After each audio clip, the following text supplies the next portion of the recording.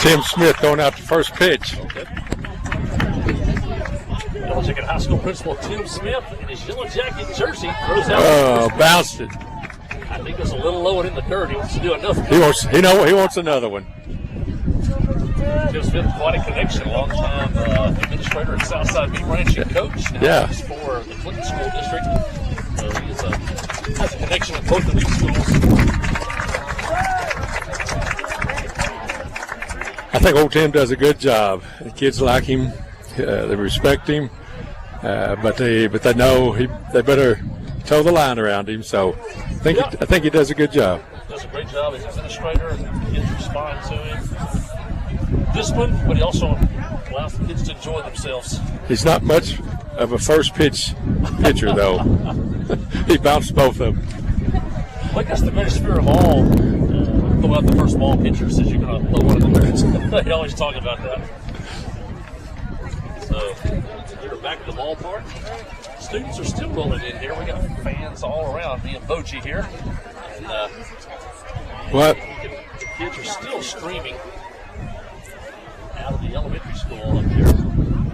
This may be the biggest crowd that either one of these teams have played in a while. Yeah, I'm talking about the sound. We're getting a lot of extra sound. Get a message back to the station. There's a lot more people here than normal, and we are getting a bunch of direct wind in our face here. And so this mic sounds, even with the filter, picking up a little bit of a sound from that. Talking about the ball game, Yellow Jackets come in with a record of 8 wins and 6 losses on the year. They're 3-5 in conference play. They're tied for 5th in the 4A5 conference. This is not a conference game here today. Southside comes in with a record of 13 wins and 5 losses. They're 6-0 in their conference, the 2A conference 2. They're in first place over there. They are 6-1 in road games this year, and they played a pretty good schedule. They played Newport, Episcopal Collegiate, CAC from Class 4A, Harmony Grove, Haskell Harmony Grove from Class 4A. Had a big win over Pine Bluff Whitehall, one of the top teams in 5A. They lost to Lonoke, who we knew how good they were. They lost to Lonoke by a score of 12-2. They lost to Shiloh Christian by a score of 8-4. They also have a couple of notable wins. They beat Rosebud and Russ Martin 4-2.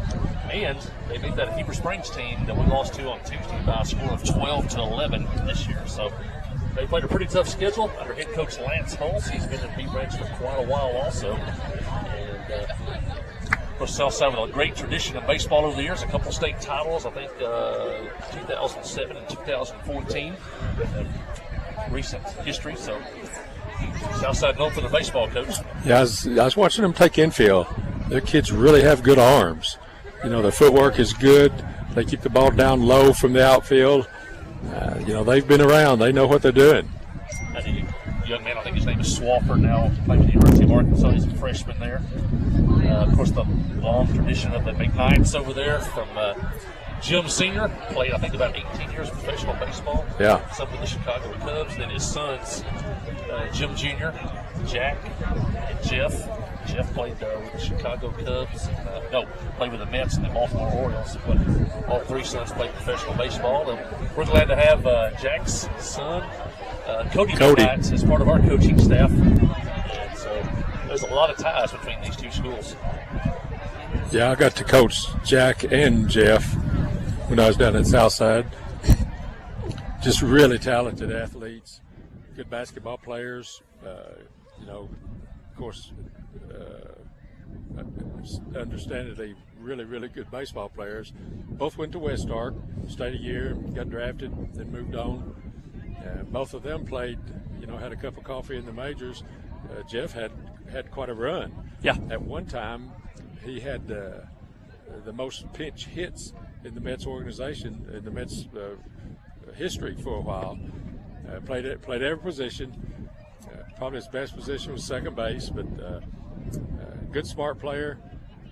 Yeah, and another interesting connection, Jim Sr. coached the American Legion of Baseball in Clinton, and all the McKnight boys played here in the summertime. Yep. Of course, played down at B Branch during the high school season. And it's funny, if sometimes after practice, whenever Jack and Jeff were in high school, the team it'd almost be dark. The team be leaving the field, and Jim Jamie, we all called him Jamie. Jamie would want to come up there and hit a few. One of his boys would throw to him.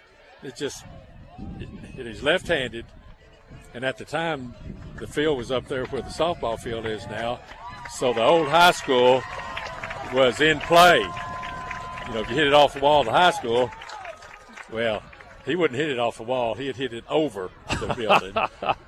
And he'd just look at the boys and he'd say, this ain't hard. This ain't hard. And I remember him, he's probably 50-plus, coaching American Legion here. He was still a physical specimen, so strong, physical. I relate this story that Mayor McCormick told me. He was talking to Jackie Willock, who some say maybe been the best athlete ever to come through Clinton back in the early 60s. Yeah. Him and Jamie were buddies, and he told me had Jamie played football, he'd have been a professional football player. It wasn't football at B Branch at the time, but he said he was that good. He could have been a professional football player. Lots of talent in that family. Yep. Yeah, Jamie was a pipeliner, welder, I think, for years, and you know, because that's pretty tough work. Stayed working, I think, until baseball season. Then he'd take a few weeks off to watch his boys. Sounds like my dad. He was a lifetime pipeliner until I started playing baseball. Then the pipeline trip started getting shorter. Yeah. And coming home to Arkansas got longer. Well, Yellow Jackets have taken the field. Sam Brown on the hill today for the Yellow Jackets. Looking at a defense for the Jackets today. Carson McCormick behind the plate. Russ Hensley over at third. Rylan Jones, the freshman, over at shortstop. Dylan Jones at second base. And then around the outfield, I'll have Cole Prince in left field. Zane Widener in center. And Sam Standridge out in right field. And we are set for baseball here as Case Walls steps in for B Branch. And we are underway. And the first pitch is fouled away. Start time, 1:04 for the first pitch. Walls, a left-handed hitter. Already the loudest crowd we've had, maybe ever we've done a baseball game here. Yellow Jackets took the field, got a rousing ovation. Second pitch is high and outside. Yeah, a few years ago when I believe we had regionals here 5 or 6 years ago. I don't believe we had a crowd this big. Sam Brown, a big left-handed pitcher. Pitches from the stretch and strike on the inside corner. He jumps ahead. 1-2. It's 58 degrees here at the ballpark. Here's the pitch from Brown, and pop fly foul and out of play. Yeah, no baseball tomorrow. Mike, and it's probably going to be 75 degrees. Yep. That's pretty typical for spring baseball in Arkansas. Today is not bad if it had been for the wind right now blowing into our face. Good day for the pitchers. We have been into some days with the ball blowing out to left field, but Brown's pitch is high. Count now even at 2-2. Sam's not getting on top of that curveball. Both of those that he's thrown have kind of sailed on him. Maybe a little bit of nerves. Pretty good crowd. Yeah. They don't see this very often. And the pitch from Brown on the way. Shot toward right field. That's going to be down and into the corner. Standridge on the run, and Walls is headed for two. He might get three. Standridge gets it in. Walls is heading for third, and he'll be over there standing up as the relay was dropped by Jones in short right field, and it'll be a leadoff triple for Case Walls. Yeah, we might have had a play on him there at third, but the cutoff was bobbled a little bit. It was going to be a catch tag slide at the best. Whit Holland, the hitter, he's also the pitcher. B Branch with a chance to jump ahead early in this one. Here's the pitch, and shot foul off the backstop. It's funny, the days when I used to play back in the the 80s, 90s, you could play these games at 1 o'clock in the afternoon stuff. That was before kind of a State Department of Education rule. Now you can't play till 3:30 without a special waiver. But back in those days, you played at 1:30 every day during the school day. Yeah, I would say anytime the government gets involved, it messes things up. I better not say that. Curveball stays inside. Count even at 1-1. Walls lead off triple. He's over at third. Nobody out.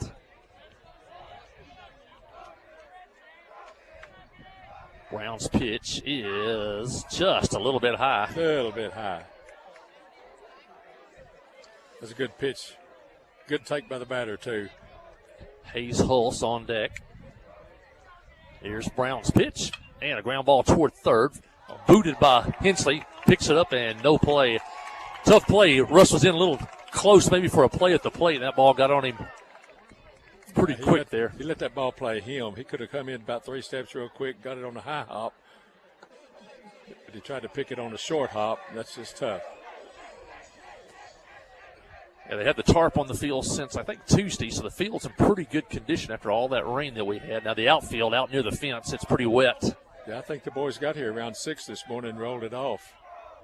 Runner headed for second, left early, throw down there, and it goes into center field. And the Yellow Jackets had Holland out by 10 feet if they make the catch. Yeah, he was out. Holland took off too early on the left-handed pitcher Brown. Brown stepped off, threw to second, and off Jones's glove, Dylan Jones, into center field. But they had him dead to rights, Coach. Yeah, I think we were going to just, catch it and tag. We forgot to catch. With the lineup for B Branch, it's Walls, Holland, and Hulse, Mahan, Mooney, and Anderson, Brock, Heffington, and Riddle today for Southside B Branch. This is Coach's son. Hulse, a right-handed hitter. That time he got the high strike call. Yeah.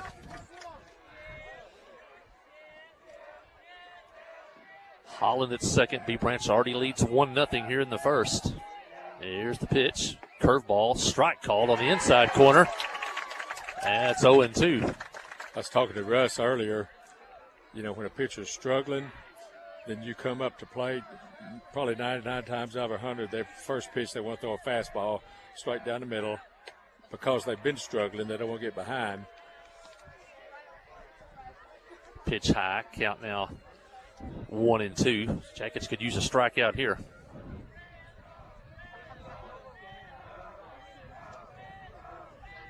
Pitch on the way. Curveball inside. Curveball stayed inside. Can't quite get on top of that curve right now. No, not right now. I don't know if the wind behind him is affecting that some. Got to get that chest more towards the ground. 2-2 pitch. Foul back and over the screen.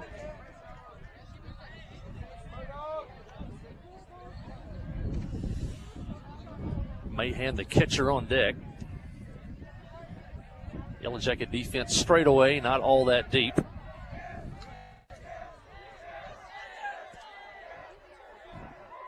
Sam Brown, 2-2 pitch on the way. Good pitch. Outside now.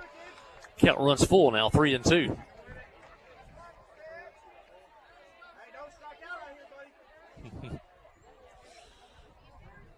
Crowd's kind of giving it to the hitter here a little bit. Yeah, get a few cat calls today from the crowd. Pop fly, left field. Coming in is Prince. Now Widener. Prince calls him off. Prince makes the catch. And that's the first out of the inning as Hulse flies out. It's a left field. Speaking of connections, you were at B Branch for a long time. Pardon me? I said, talking about connections between the two towns. You were at B Branch for I was part of your 12 career. Years. Yeah. We won a couple of baseball games when I was down there. Oh, yeah. Yep.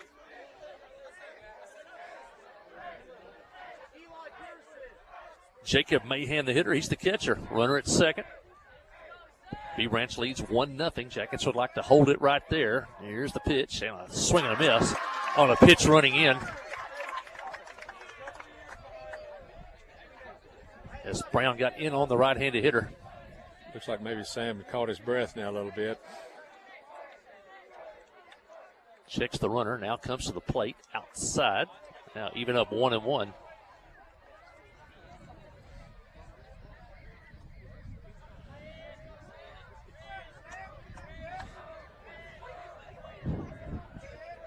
Brown from the stretch to the plate. Curveball. Got the call on the corner.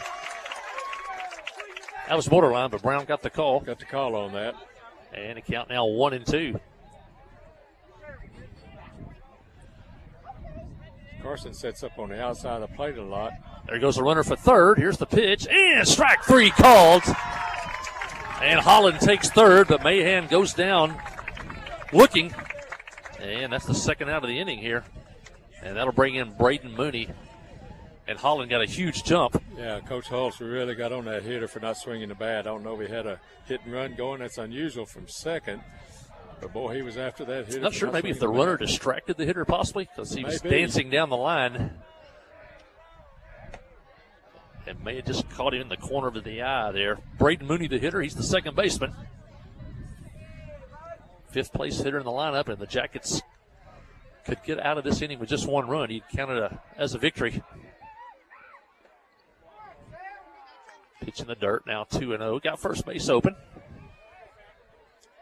Boy, Carson does a great job of blocking those balls in the dirt. I can't remember the last time one went back to the fence. Yeah, he's such a good fundamental catcher. Blocks everything. Great at the plate. Here's the pitch. And low. And if you're watching on TV there, he tried to frame that one. That pitch was low. He tried to move it up into the strike zone there. Sometimes you noticed a while ago when we kind of made that misplay out there picking the guy off second. He got out there on the mound, called that infield together. He called the infield together. That's a good catcher. That's good leadership. I think he might have got after him.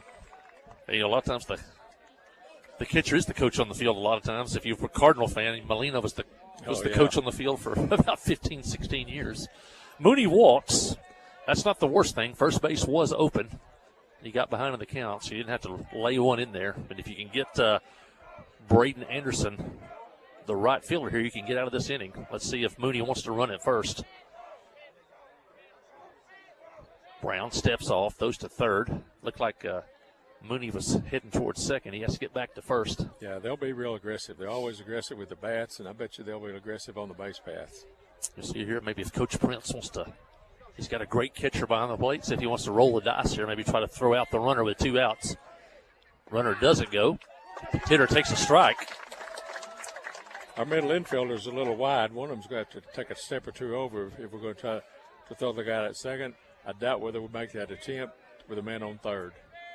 Brown keeps pointing it inside on that right-handed hitter. Pitch is strike on the outside corner. Now he's got Anderson in the hole, 0-2.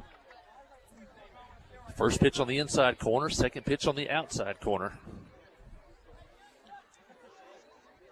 First and third, 2 outs. Over the plate here. Here's the pitch, and slash toward right field, base hit. A really good pitch, I think, by Brown. He hit it off the handle, but he got a hit. And Mooney goes to third. That ball ran in on the right-handed hitter, and it was just fisted it over there. Just a few inches off of Joe Chalk's glove at Joe first base. 6'10", he'd have got that, Mike. Baseball's a game of inches sometimes, or a lot of sports. That was a really good pitch by Brown. It was in on the handle. That's where you wanted it. Yep. And it just found a hole out into right field. And Mooney goes from first all the way to third. Anderson at first. There's 2 outs still. Now we're down to the number 7 hitter. That's Josh Brock.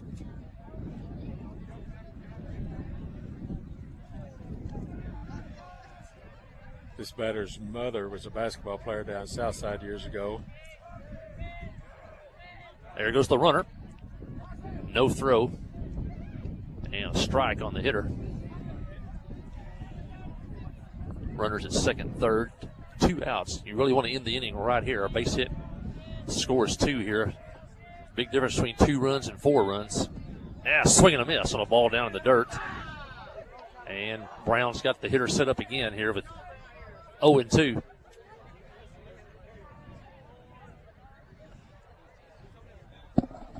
Good crowd of Southside fans made the trip down today. They ring the fence to my left.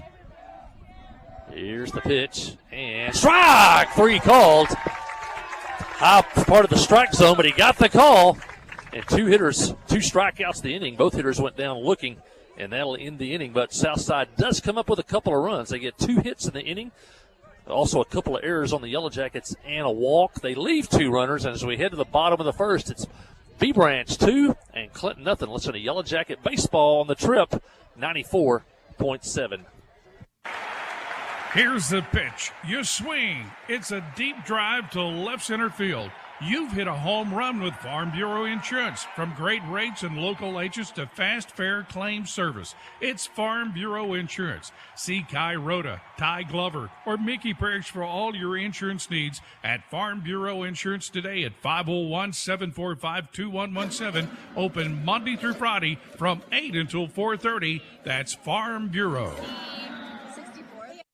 Adventure awaits, and with the all-new lineup of Chevrolets, those adventures can become reality. Joe Lee Chevrolet has the best lineup of cars, SUVs, and trucks ever. Why go from A to B when imagination can take you everywhere? And remember, when you need service work, Joe Lee's service department can keep your Chevrolet running like new. Make your best deal today at Joe Lee Chevrolet in Clinton. Find new roads in your new Chevy vehicle. Now back at the ballpark here, festive day, 1 o'clock start time, and Clinton Elementary, junior high, and high school here today.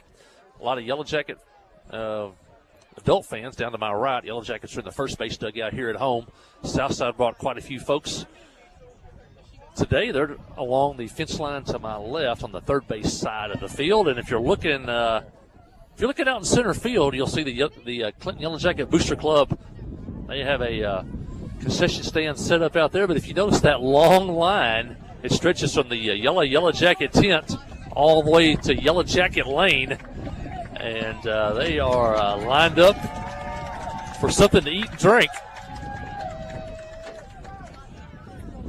Yellow Jackets come to bat in the first. It'll be McCormick, Chalk, and Prince, Jones, Hensley, and Dylan Jones, and Standridge, Widener, and Brody Dufran today is the designated hitter. McCormick, Chalk, Prince, Rylan Jones, Hensley, Dylan Jones, Standridge, Widener, and Dufran. And on the hill today for Southside, it'll be Whit Holland, right-handed pitcher. His first pitch is a curveball for a strike.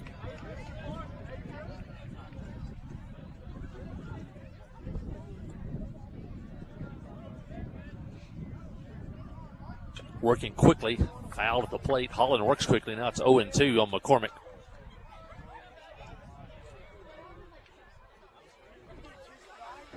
You know, we hit some baseballs right at people the other night to go over at Heber. Boy, a big hole out in right center field. The right fielder's hugging the line. The center fielder straight away, so there's a gap in right center field. You can get one up there. Here's the pitch.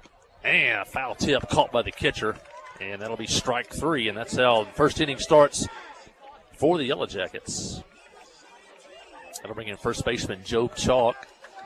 The flags are pretty well stationary right now. You were talking about that game that Heber the other night. We were behind 6-3, got the bases loaded with one out, and just smoked the ball right up the middle.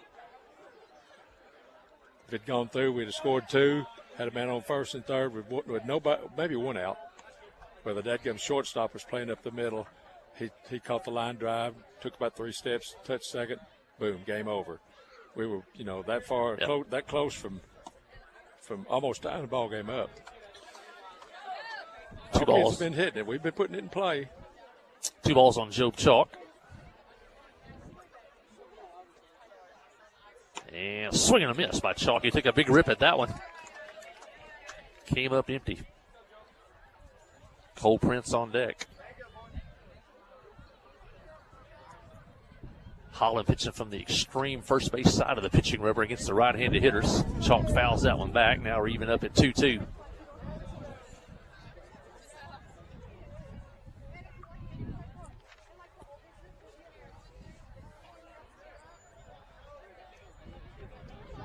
Holland to the plate, and ground ball to first. Fielded over there, and he'll step on the bag.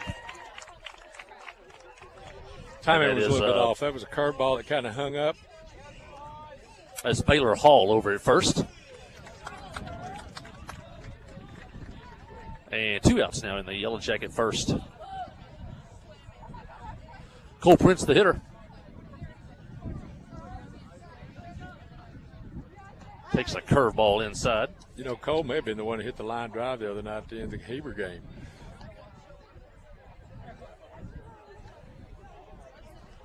Yeah, as you said, they were like a hit away maybe from coming back in that Heber game.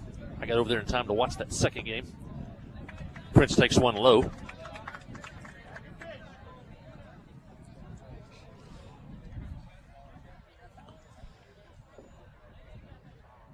And pitch low, and Prince ahead in the count 3-0. Yellow Jackets come in. They've lost 3 straight, but before that, they had won 4 in a row.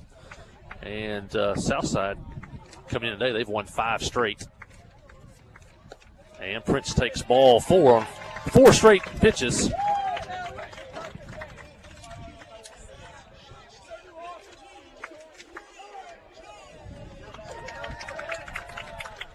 Batting cleanup today, the freshman, Rylan Jones. Prince over at first. Yellow Jackets trail 2-0. We're in the first inning from the ballpark in Clinton. Jones takes a strike. I think Rylan grounded out the other night to the second baseman about 3 straight times. Just 2 hoppers, 1 hoppers, hit it hard on the ground right to him. Pitches outside. Count even up 1-1. Got away from the catcher, but Mahan was able to track it down pretty quickly. Russ Hensley on deck.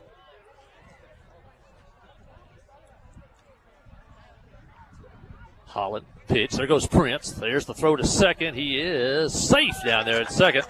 Prince got a good jump on that one. Got a good jump. Stole second. Well, Jones took a ball. If you go on first move by the pitcher and you guess right, that's pretty easy. If they make just a little bit of move and then step off or wheel to first base, you're dead. Base hit by Jones. Get the Yellow Jackets on the board. Here's the pitch and a ground ball toward the first base dugout. Now leaving the count at 2-2. Last year, Southside was won 17 games last year, lost in the first round of the state tournament last year. In fact, I think they hosted, them and Greenbrier shared hosting state tournament. Southside lost in the opening round, I believe, to Horatio. Here's the pitch, curveball, fly ball, outside of first. Right fielder, first baseman give chase near the fence. Good and effort. Just out of play, and the right fielder, Anderson, gave it a heck of a run as he banged into the fence down there in the right field line. I want to thank the River Company and the Standards as they've got the big grill out. That's the station down there in right field from the River Company. Yellow Jacket Booster Club on the hill up there, providing food for the kids. Here's the pitch, and fouled it back. I believe the Yellow Jacket Booster Club cooked 600 bags of popcorn to give away today, and something called the Kool-Aid Jammer. Angela Bradford masterminding that, and get some popcorn and something to drink today. Mike, I have to admit, I do not know what a Kool-Aid Jammer is. I didn't either. I did not either. I bet the kids on Pomona. But it had a good price, according to Angela. And it's fouled back to the screen. Coach Prince, head coach over at third. Jace Powers. I guess Jace's not here today. I think his grandmother passed away. Oh. And so he's normally at first base. Cody McKnight coaching first today for the Yellow Jackets. Want to send out our condolences to Coach Powers. Rylan needs to put one in play here and get us back a run. There you go. Drive right field, base hit. Right fielder boots the ball. Here comes Prince. He's going to score without a play. And the Yellow Jackets are on the board on a 2-strike hit by Rylan Jones. Prince scores from second. The Jackets cut the lead in half. It's now 2-1. Kind of a pitch away from him, and he went with it to right field. Good piece of hitting by the freshman Rylan Jones. Yeah, that was good. That ball was kind of up on the outside part of the plate. That's exactly where you got to hit that. If you try to pull it, you roll that thing over to the shortstop. Russ Hensley takes one outside.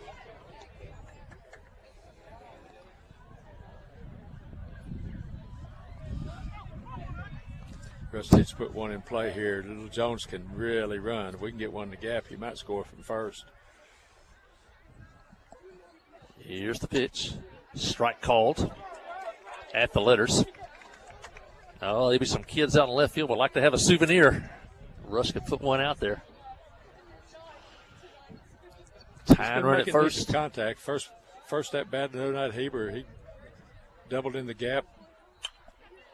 Fouls that one back and over the screen. Want to mention Dr. Darrell Warren couldn't be here today. I know that he hates that, but I hope he's watching or listening in there. Dr. Darrell. Watching usually today. Colton is a leadoff hitter. Coach is trying to change up the lineup a little bit today. And strike call the outside corner.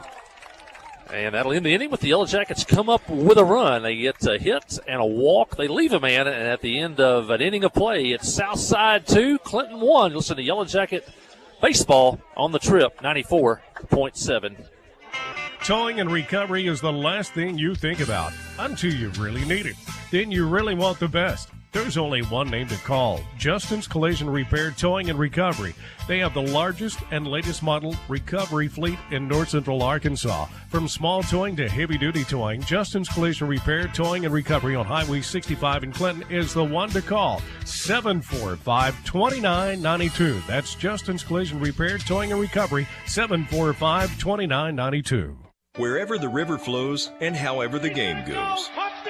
The River Company is a proud sponsor of Clinton Yellow Jacket Sports. Just like in sports, you want someone who has your back. The professional team at the River Company Insurance does just that. They'll work hard to find you the most coverage at the best possible price. Whether it's business, farm, ranch, personal, or automotive, the team at the River Company will get you exactly what you need. Sports is a team effort, so come join the team at the River, formerly S&P Insurance.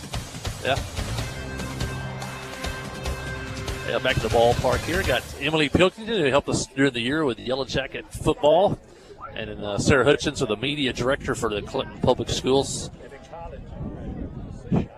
here in the bleachers today with everybody else. What a huge crowd today, as everybody is on hand for Yellow Jacket baseball today. The second inning will be the 8, 9, and 1 hitters due up for B Branch. It'll be Heffington, Riddle, Walls. Anybody gets on Holland. Jackets trail 2-1 or in the second. Sam Brown on the hill. Count evens at 1-1 on Heffington. Sam just stands up a little tall on that on that curveball right now. Just stays high on him all the time. Gave up 2 runs, also struck out 2 in that first inning. Heffington tried to bunt, fouls it. Now he's in the hole 1-2.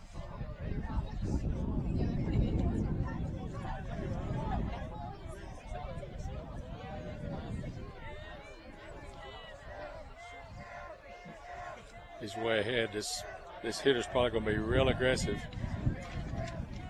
I'd like to get the leadoff man out here in the second. Here's the pitch, and a swing and a miss. And Heffington goes down swinging. That's the third strikeout for Brown so far today.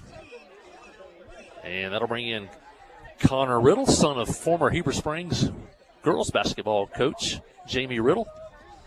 Jamie and his other son and Connor's little brother sitting down to our left here. Yeah, Coach Riddle was over at Heber for a long time. Riddle bunts in front of the plate. Brown gets it, throws, and wild throw down into right field. And Riddle's heading for second. Good play by Standridge to back it up, but Riddle's going to get into second with 1 out. 1 out in front of the plate. Brown picked it up, but his throw was down into right field. And Riddle ended up at second. Sam probably had another half second, tried to rush it, never got his feet set. Now we're back up to the top of the lineup with their Case Walls, the hitter. He led off the game with a triple. Came around to score. And he pops this one up. Foul and out of play. Yellow Jackets now with 3 errors here in the ball game.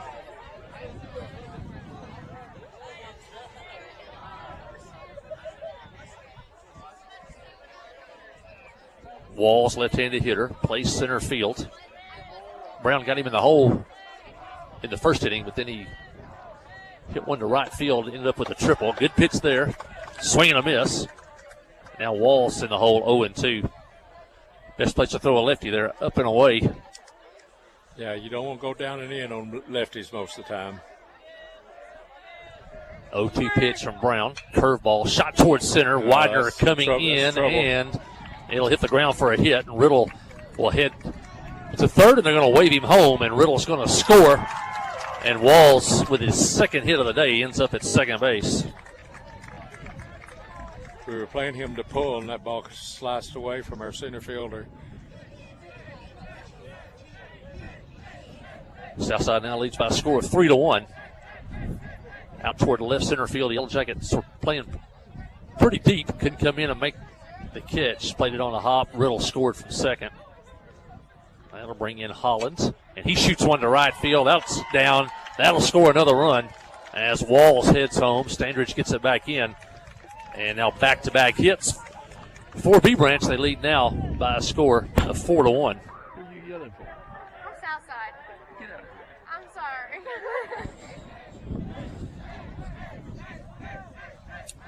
And now 4 hits on the day now for B Branch. That'll bring in Hayes Hulse. That's twice the right-handers have shot that ball down the right field line. That means they're late with the bat, but they're still hits. Hayes fly out to left field his first time. He shoots one to center. Widener over to his right, and he makes the play for the second out of the inning.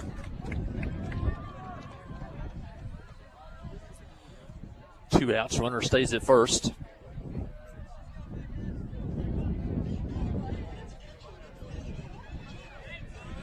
And that'll bring in the catcher, Jacob Mahan. Mahan struck out back in the first. Struck out looking. And now the wind's starting to blow again. Big lead at first. Doesn't go. Mahan takes a strike. McCormick snap throw to first. But he's back in like time. He was going to go there. Hayes Holland, Whit Holland over at first. Mahan at the plate.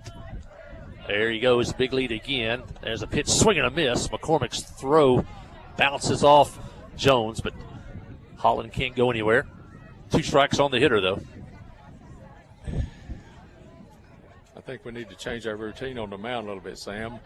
You know, he looks once, goes back to the plate, then throws. Looks once, goes back to the plate and throws, and they're timing that. He needs to look once. 0-2 maybe look pitch. twice. Looking for a strikeout, and fly ball center field. Widener coming in, says he's got it, and makes the play, and that'll end the inning. But B Branch comes up with 2 more runs on 2 hits and an error. They leave 1 as we head to the bottom of the second inning. It's Southside 4 and Clinton 1. Listen to Yellow Jacket Baseball on the Yellow Jacket Sports Network. Wherever the river flows and however the game goes. The River Company is a proud sponsor of Clinton Yellow Jacket Sports. Just like in sports, you want someone who has your back, the professional team at the River Company Insurance does just that. They'll work hard to find you the most coverage at the best possible price. Whether it's business, farm, ranch, personal, or automotive, the team at the River Company will get you exactly what you need. Sports is a team effort, so come join the team at the River, formerly S&P Insurance. Life is better with basketball and with First Security. We have the resources and the know-how to assist with your needs, plus a local team you can count on. So you're making better plays because First Security is making better happen during this season and every season. What's your better? Get there with us. Stop by your local First Security Banking Center or visit us online at fsbank.com today. First Security. Bank better. Member FDIC, Equal Housing Lender.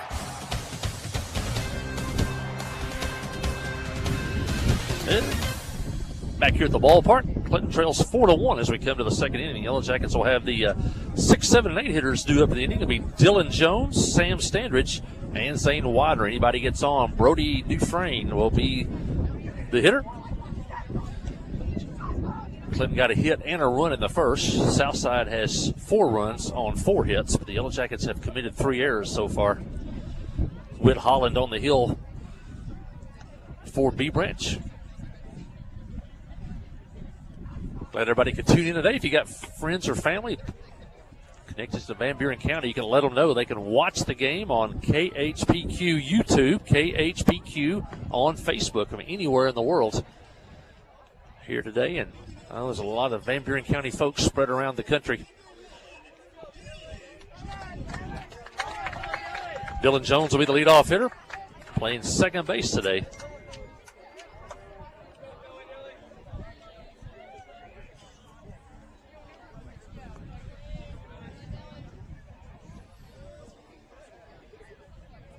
Holland in the first inning struck out 2. The right-handed pitcher, and to the plate, and takes the ball. If you're watching at home, notice the pitcher, Holland, he's on the extreme first base side of the pitching rubber, so kind of maybe trying to bore that ball in on the right-handed hitters. I don't think he's worked that right. I don't think he's worked the inside part of the plate as well as he does the outside part. And then any type of curve or slider you have, it's probably going to run away from the hitter when you're on that side of the pitching rubber. Still a long line at the Booster Club concession stand, Boji. Tapped in front of the plate and just foul. If it wasn't so long, I'd go get us some popcorn and a Kool-Aid cooler or whatever. So those kids are going to see their first pitch about the 4th inning, I think. Yeah. Blankets scattered on the hillside. Looks pretty cool out there. Then I don't think that's a single line, Mike. I think that's 3 or 4 deep. And we got to keep Phillip Jones busy up there. Good. I think we also want to thank First Arkansas Bank and Trust. I think they had something to do with this today. Make it an annual affair. Yellow Jackets will go to B Branch next season. And so maybe build this up, kind of like the, as Holland pitches, pop fly toward first. And it's going to drop in front of the Clinton dugout. Jones stays alive. Maybe make this the baseball version of the Battle of the Little Red, the annual football game we have with Heber every year. Battle of East Mountain, would that be what that is? They could, yep. V Branch Mountain. V Branch Mountain. Jones Choctaw. back in, 1-2 on the count. Battle of Choctaw Creek. Yep.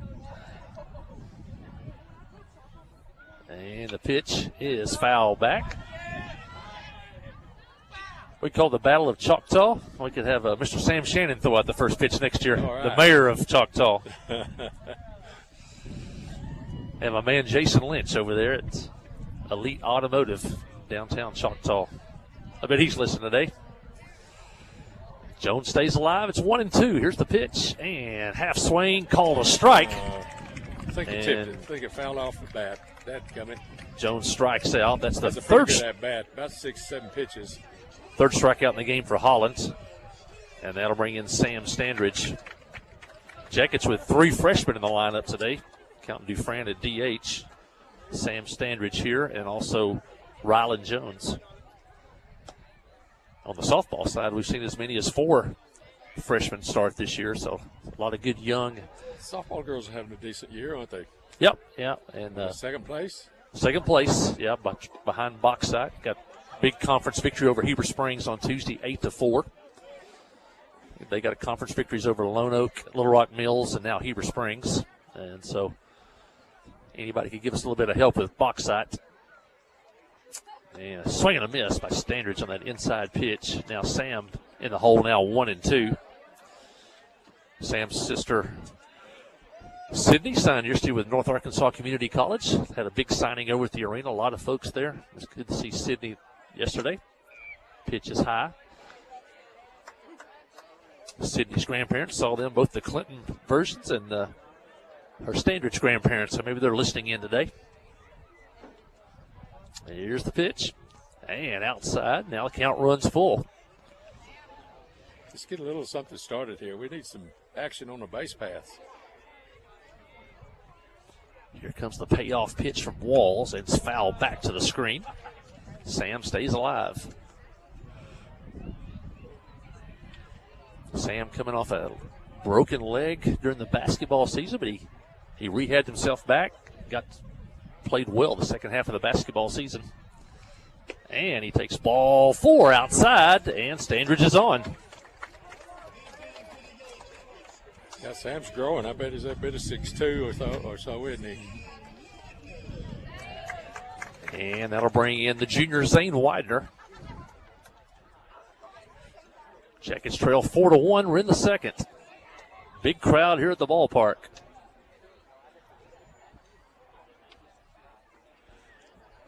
Standridge at first, takes the lead. And there's the pitch, and Widener jammed, fouls it back to the screen.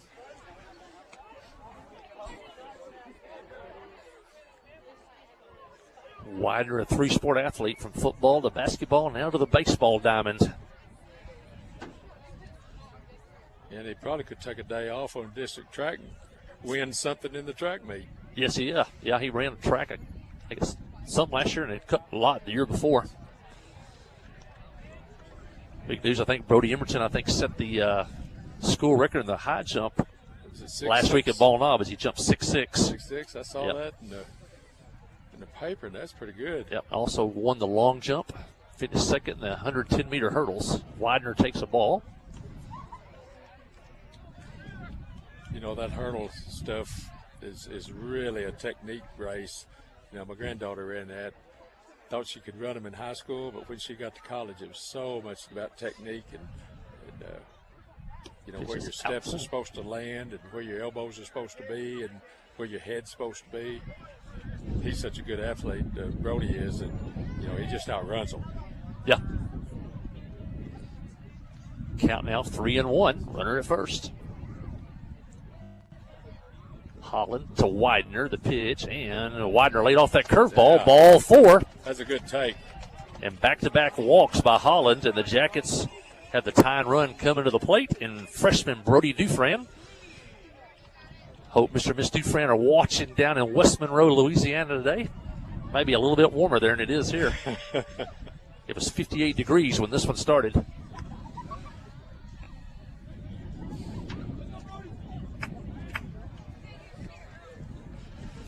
Coach Prince comes down the line, has a few words with Brody. See what he wants to do here. Leadoff hitter Carson McCormick on deck. Does he want to bunt here, try to move the runners up? We'll see. If you bunt, you want to bunt that thing down the third base line. Dufran batting from the right side. He's swinging away and takes a strike on the corner. Holland jumps ahead.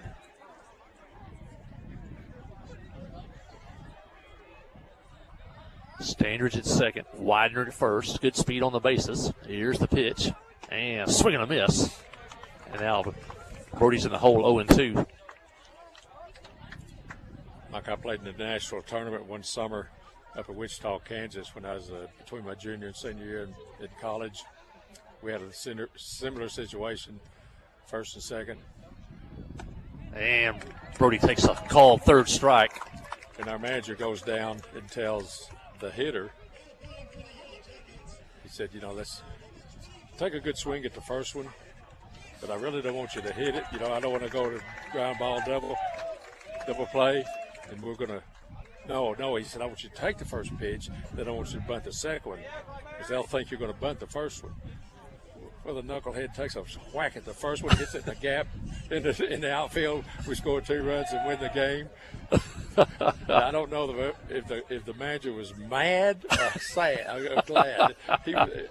His expression on his face was, I can't believe he swung it.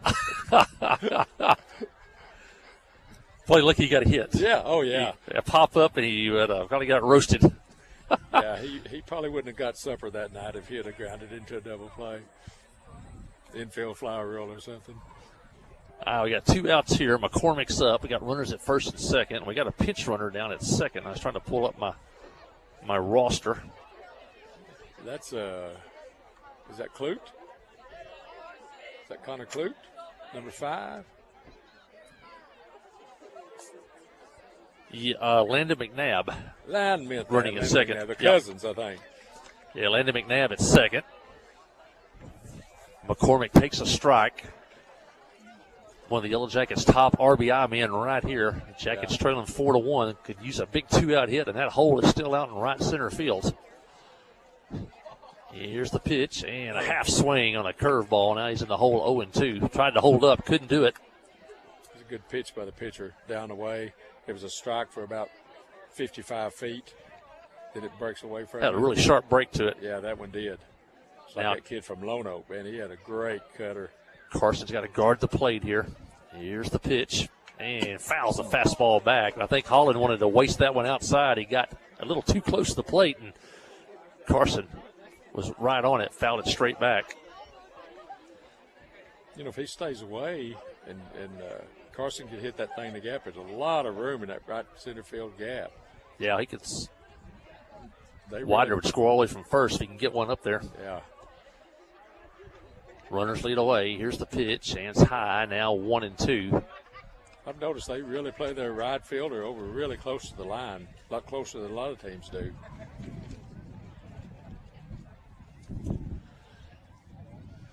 1-2 the count. McNabb at second. Widener over at first. McCormick at the plate. Here's the pitch.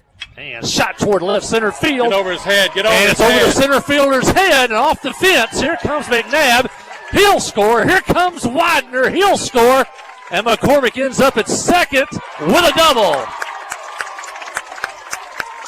McCormick shot one over the center fielder's head and hit the fence at the Clinton Drug Sign out in left center field.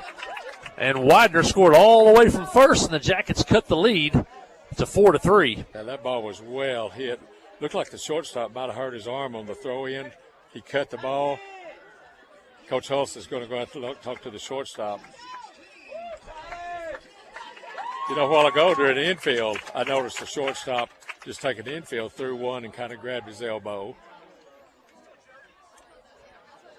Yeah, Lance Hulse out on the field. Yeah, and he had to cut that ball loose, try to throw Zane out at home. You know, the play was closer than I thought it was going to be. I thought he was going to score easily. Yeah. He did score relatively easy, but they made it a little closer than I thought. Yeah, against one of the fastest runners we've got on our team, it was closer. Good piece of hit by McCormick. He had 2 strikes, and he shot one over Wall's head in left center field at the base of the Clinton Drug Sign out there. And now McCormick's the tying run at second. And I think we have a pinch runner out there now, or a courtesy runner. Is that clued out at second? I can't see his number from here. His number. No, that's Joe Chalk checks in. Is that Hinthorn? It's Titus Johnson Okay. second. They had a courtesy runner for McCormick. McCormick's the catcher.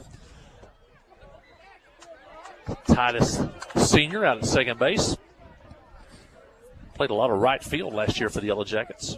Did a good job out there. Titus done a decent job this year. Chalk with a chance to tie the game.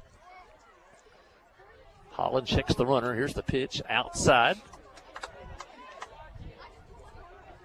And now Chalk jumps ahead 2-0. You can look for something to hit here, Bochy. Yeah, their pitcher really stays on the glove side of the plate all the time. He gets that ball back over. And here's the pitch. That one runs inside now. 3-0. Cole Prince on deck.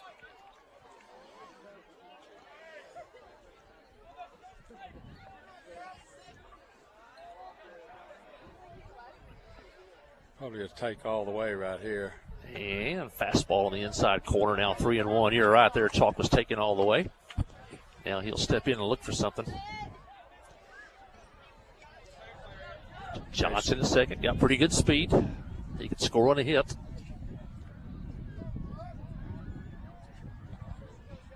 Here's the pitch from Holland and pop fly near the Clinton dugout. Looked like it may get out of play.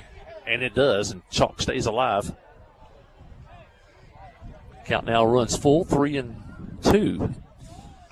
You know, that's the pitch that our kids have really got to get better at, fighting those borderline strikes. You know, foul those things off and make that pitcher get one right down in your zone. Can't be too picky here, though. You know, you can't wait. Chalk steps back in. Count full.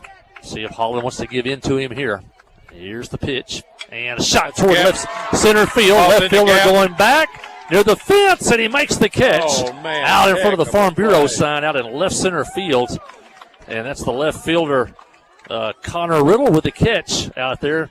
Pretty good catch. Had to run to his left, and he had Walls coming in from center field on him, but he made the catch. Robs the Yellow Jackets of a hit and a run, but the Jackets do come up with a couple of runs. Jackets score 1 run on 1 hit and 2 walks, and they leave 1. And as we head to the 3rd inning, it's Southside 3 and Clinton 2. Listen to Yellow Jacket Baseball on the Trip 94.7. Adventure awaits. And with the all-new lineup of Chevrolets, those adventures can become reality. Joe Lee Chevrolet has the best lineup of cars, SUVs, and trucks ever. Why go from A to B when imagination can take you everywhere? And remember, when you need service work, Joe Lee's service department can keep your Chevrolet running like new. Make your best deal today at Joe Lee Chevrolet in Clinton. Find new roads in your new Chevy vehicle. Steve Good at Goods Cash Savers says you can learn a lot about life by playing sports. You may never be the biggest or the fastest, but you can always try to be the very best and give 100%. And that's what they do every day at Goods Cash Saver. Even though they don't have the biggest building, they try to have every item that you might need in groceries. They also overachieve every day in their meat department. So when you're looking for a place to shop, give Goods Cash Saver a try. A supermarket that cares about you and your community and says, go Yellow Jackets.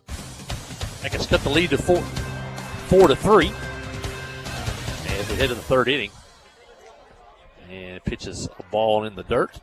It'll be the 5, 6, and 7 hitters due up for Southside. It'll be Braden Mooney, Braden Anderson, and Josh Brock. Anybody gets on, Kobe Heffington will bat. And pop fly center field. Widener comes in, calls everybody off, and he makes the catch. And that's how the inning starts. You know, when those offensive bats come alive like they did a while ago, it makes your defense a step quicker. You know, you don't just kind of get flat-footed all the time. You get a little momentum going, get a little pep going. And, you know, and Sam has only walked one today. Your fielders like to, work quick, get the ball in play. And here's a bunt in front of the plate. McCormick has it and rifles it to first for the out. And the Yellow Jackets. Yep. The umpire said it may be a foul. What's happening here? That didn't look like a bunted. And now they make the call out at the plate. And that'll go 2-3 on the putout. And Lance Hulse now wants to ask the home plate umpire what the call was. Did it hit the hitter while he was in the batter's box? Yeah, I think the umpire came out there and put his hands up like it was a dead ball. And now if the ball hits you in the batter's box, it's a foul ball. You see that a lot of times where they'll foul it off their foot. Yeah. If the runner gets outside of the box, gets hit by the ball, he's out. He's out. And so, see, now, I have called behind the plate before. That is one of the tougher calls for when there's a right-handed batter because you get blocked by the catcher if the home plate umpire a lot of times. I don't guess the umpire said anything because Carson never quit playing. A lot of times if you hear a foul or dead ball or something, the catcher will quit, but Carson never did. Yeah, Carson bounced out behind the plate quickly. I do know the home plate umpire is a college umpire. He works in the Great American Conference and some other ones, so he's an experienced umpire behind the plate. So it's 2 down now. Good play by Carson. Yep, 3 pitches, 2 outs. And that'll bring in Josh Brock. This Brock kid took a third strike a while ago, didn't swing the bat. Coach was really got after him after the out. Jackets with a chance to retire the Hornets without a run for the first time today. Brown pitches, curveball, swing and a miss. Brock the DH today. Even the crowd's coming alive a little bit, Mike, after that little rally last inning. And the line's getting shorter at the concession stand. Brown started to pitch. Brock stepped out. The umpire gave him time. We'll do it again.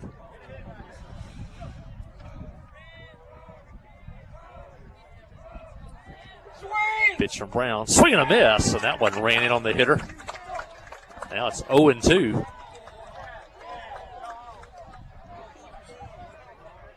Brown already Just don't throw one down the middle. Bury one outside. Brown with 3 strikeouts on the day. And a swing and a miss. And he sets down Brock for the second time today on strikes. That's his 4th strikeout of the game. The Hornets go down in order. We head to the bottom of the third. It's Southside 4, Clinton 3. Listen to Yellow Jacket Baseball on the Trip, 94.7. At Cowboy Chrysler Dodge Jeep Ram, they're always looking for fresh, pre-owned inventory. They buy all vehicles, any make, any model. Stop in today and see Andrew or Trey and let them make you an offer on the spot. Love your current car but want a lower payment? They can refinance your current loan and get you a lower payment today. Go see them at Cowboy Dodge in Clinton or shop online at cowboycdjr.com and have your car delivered right to your door. The Blagg Law Firm is a proud supporter of Clinton High School Yellow Jacket sports. When you need an attorney, call the Blagg Law Firm. Whether it's an injury accident, criminal defense, DWI, family dispute, or Social Security disability, Ralph Blagg believes in equal justice for all. Located on Court Street in downtown Clinton and on the internet at blagglaw.com. The Blagg Law Firm, a proud supporter of Clinton High School sports. A service of King Sullivan Radio, K234BB and 94.7 FM, KGFL 1110 AM, Clinton. Hey, back here at the ballpark, Yellow Jackets coming to bat in the third. They trail 4-3, but got my camera trained out there on center field. That's the Clinton Yellow Jacket Booster Club concession stand, and they provided students today with popcorn and something to drink, and you can see all those kids and fans out on the hillside out there. What a great day here at the ballpark in Clinton. Jackets will have the 3, 4, and 5 hitters due up in the inning.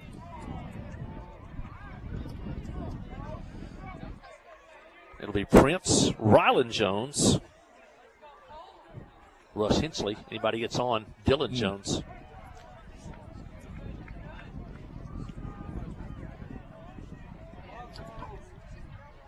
He's thrown 3 good pitches on the outside part of the plate. 1 and 2 on Prince. Oh, and he gets punched there out on a pitch on the 4 outer straight part. pitches. That was definitely borderline on the corner, but Holland got the call. Prince strikes out. And that is 5 strikeouts on the day so far for Whit Holland. That'll bring in Rylan Jones. Rylan singled, knocked in a run back in the first inning. Here's a pitch, foul back to the screen. Well, he was right on that pitch. Fouled it straight back.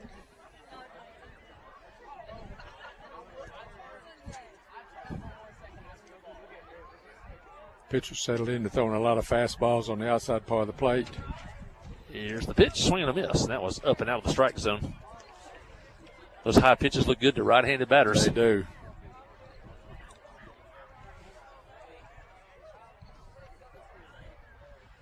Holland's pitch. Bounce up play, the middle, tough over play. the pitcher to the shortstop. Shortstop boots it. And Rylan Jones beats it out. And even had the shortstop caught it, it was going to be a tough play at first base. Play. Rylan's got really good speed.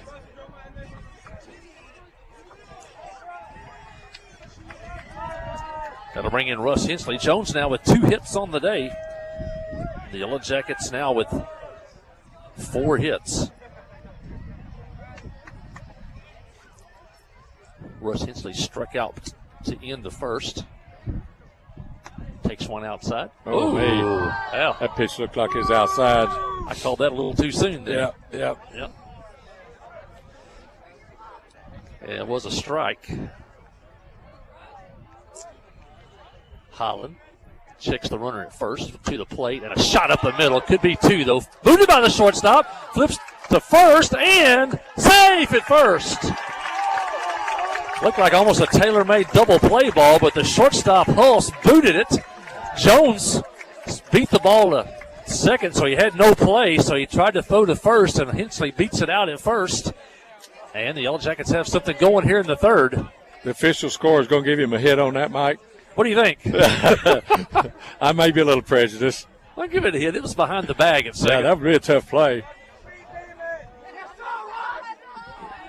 Looks like they're playing bunt defense right here. First baseman's way in. Dylan Jones to the plate, now bunts, fouls it back. Check, it's a 2 on, nobody out. They trail 4-3 here in the third. They've never led in this one. Got the runners on here in the third. Jackets now with 5 hits. Bunt that ball down the third baseline. If you bunt to first, he's got a chance to throw you out at third. Holland steps back on, shows bunt, and fouled at the plate. Jones tried to bunt the curveball there. That's a curveball, yeah. That may be about the first one he's thrown this inning. See what Coach Prince wants to do here. Swing away or stay with the bunt. if you're new to baseball, if you foul a bunt with 2 strikes, you're out. Let's see what happens here. He's showing bunt and takes it outside. Good eye by Dylan. His brother's at second. Russ Hensley's over at first. Nobody out.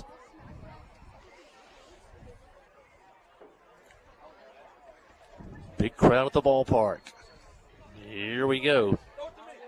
Shows bunt and gets it in the air. Throw to second. Throws it into center field.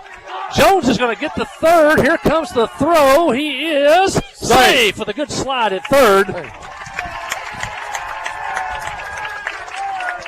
Dylan Jones' bunt was popped up in the air. It was caught by the pitcher. He wheeled to throw to second to double off Ryland Jones, and he threw the ball into center field. Walls backing up the play, made a good throw to third, but Ryland Jones beat it. Great slide over at third, and now he's the tying run over there with only 1 out.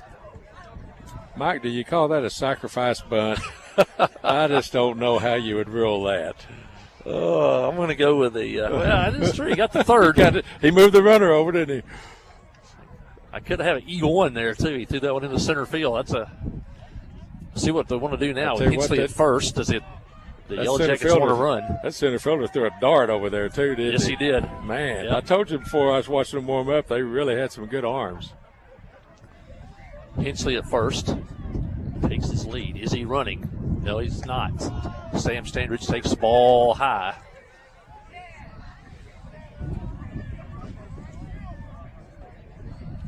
Sam walked and scored in the second.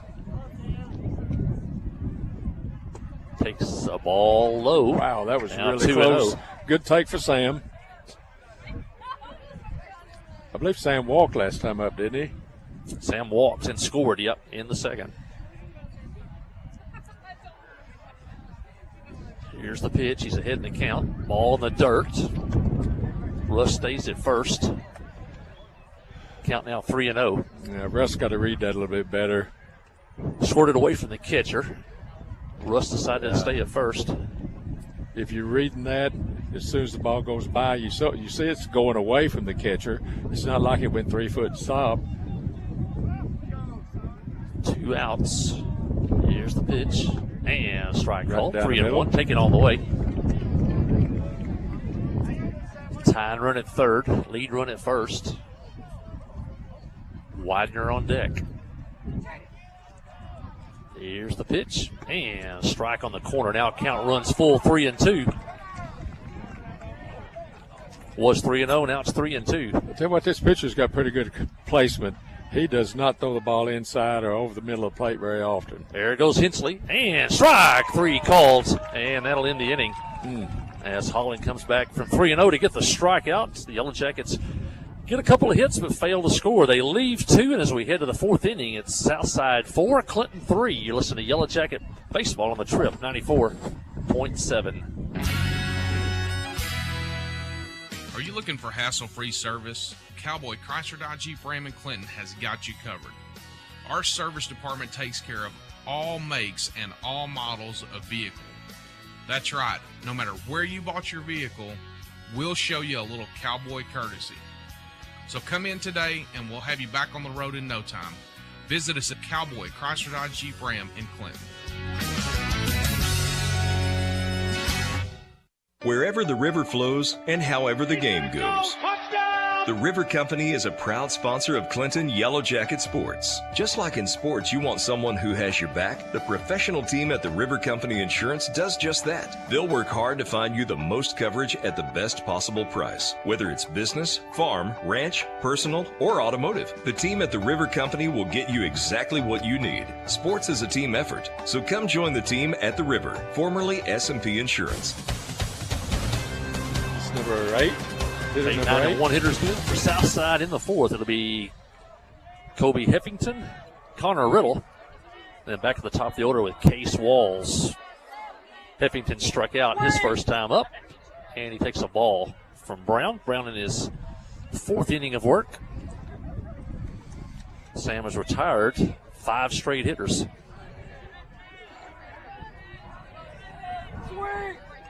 And shows bunt, fouls back to the screen.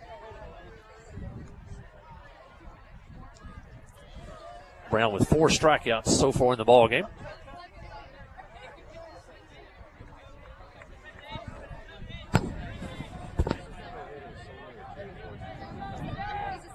Pitch to the right-handed hitter Heffington. Bunts it to first. There's Chalk. Throw to first. The Jones covering the bag, and that's the first out here in the South Side 4th inning. Good job by Chalk. He was right on top of that bunt and made a good snap throw to Dylan Jones. And now that's 6 straight hitters retired by Sam Brown. It's number 9 hitter right here. Connor Riddle up. He reached on an error by the pitcher, came around to score. He shows bunt and fouls it down the third base line. Would definitely like to get Riddle out here with and have Walls hit with the bases empty. Walls on deck. Walls already with a single and a triple. Coach Hulse is really trying to work on our, see how we're going to defend them, or he doesn't have much confidence in his hitters. Brown's pitch and inside. I guess it caught the bat. Not sure if it caught Porter Riddle, but they're going to say it's a foul ball. Now it's 0-2.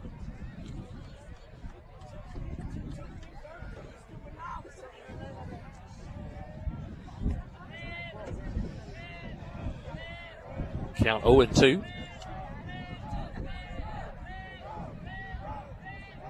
And the pitch on the way, curveball, jammed him, popped toward the pitcher. Brown picks it up near the first base line, throws him out at first. And 2 up, 2 down now in the South Side 4th.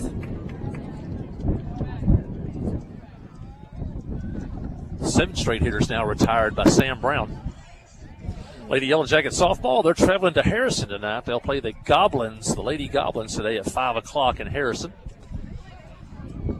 And this is only the start of a long day of baseball here, I believe. There's a JV game and then 2 junior high games coming up later. So there's a lot of baseball here at the ballpark in Clinton.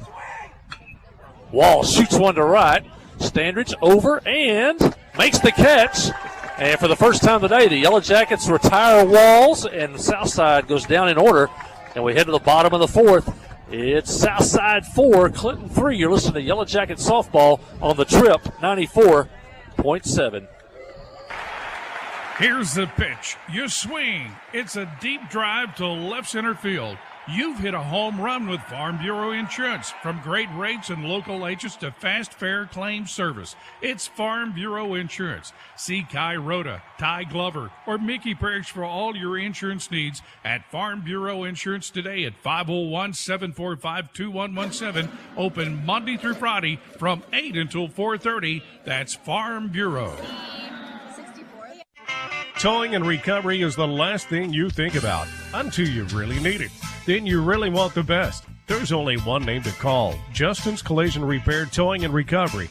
They have the largest and latest model recovery fleet in North Central Arkansas. From small towing to heavy-duty towing, Justin's Collision Repair Towing and Recovery on Highway 65 in Clinton is the one to call. 745-2992. That's Justin's Collision Repair Towing and Recovery, 745-2992.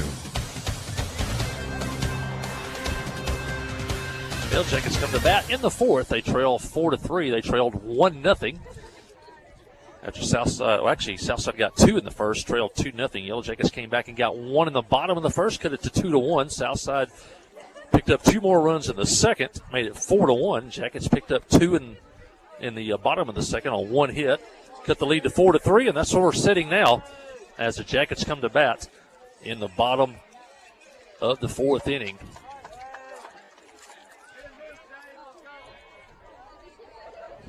Whit Holland still on the mound for the Hornets.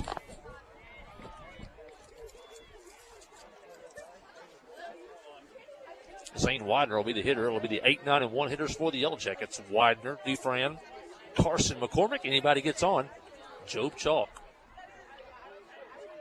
Pitch from Holland, swing and a miss, so the pitch running away from him. Good swing by Zane. Widener walked and scored in the second. And he takes one low.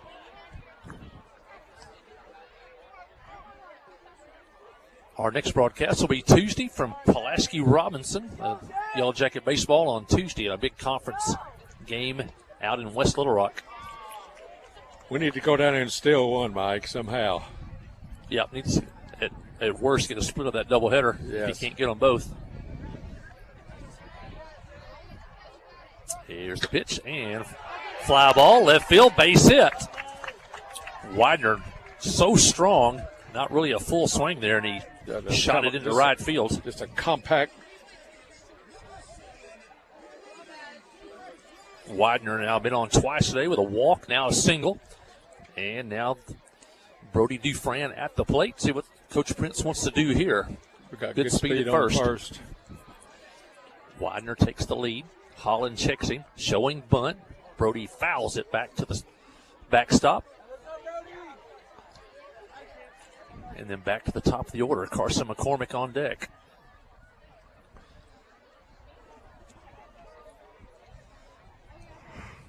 Game kind of moved along a little slow. It's 2:13. We've played, about, hour and 10 minutes so far. We started at about 1:05. Yeah, it's been a quick game. About halfway through here. We're in the bottom of the fourth. Here's the pitch, bunt, and in front of the plate. Now it's foul as it rolls behind the plate. Backwards. That would have got Widener to second. And now Brody's in the hole 0-2. You got to guard the plate here. See if he wants to keep the bunt on here with 2 strikes.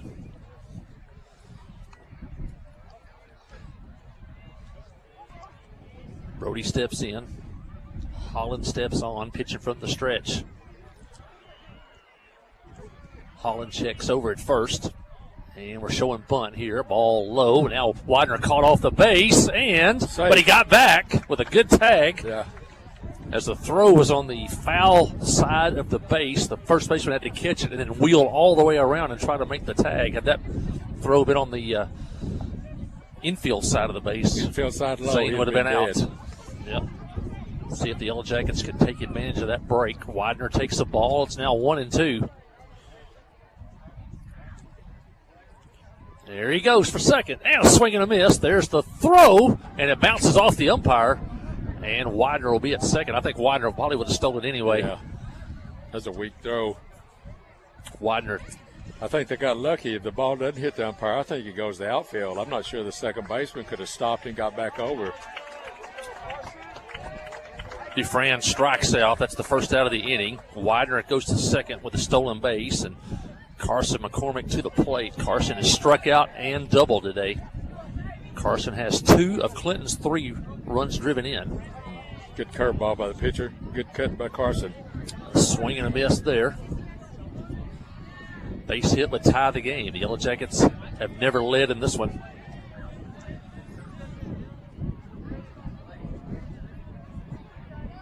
McCormick batting from the right side. Here's the pitch, and ground ball, base hit, left field. They're going to wave Widener home. Here he comes. He's going to score without a play, and the Yellow Jackets tie the game on an RBI single by Carson McCormick. Carson's 3rd RBI of the day and his 2nd hit of the day. And the Jackets tie the game now, 4-4. Carson drove it between the third baseman and the shortstop. And the Yellow Jackets will use a courtesy runner at first base for Carson McCormick. And Titus Johnson on to run for the Yellow Jackets. Joe Chalk at the plate. He's 0 for 2 today, grounded to the first baseman and flew out to left field.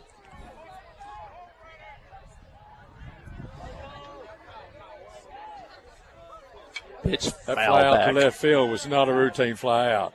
That ball was hit deep in the gap. Connor Riddle made a really good run and dived to catch it. Clinton now with 6 hits on the day and 4 runs.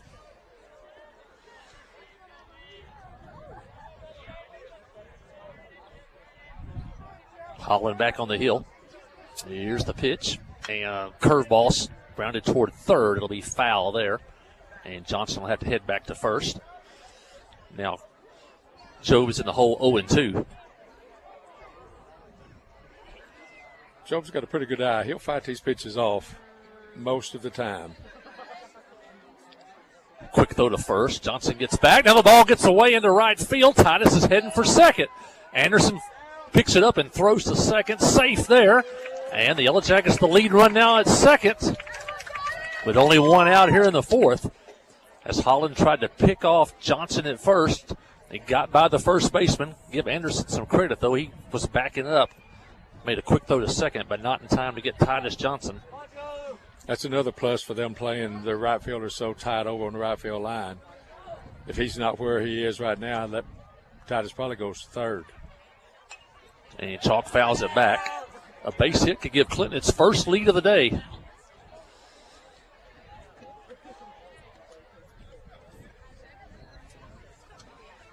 Chalk steps back in. Deep in center field, shallow and right, maybe 15 feet from the line. There's a mile-wide hole in right center field. You don't see many teams play that position right there. Pitch is low and in the dirt. Good place by Mahan behind the plate to block that one.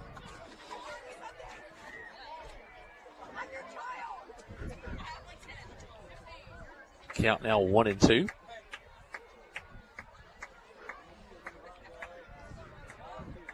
And now time called.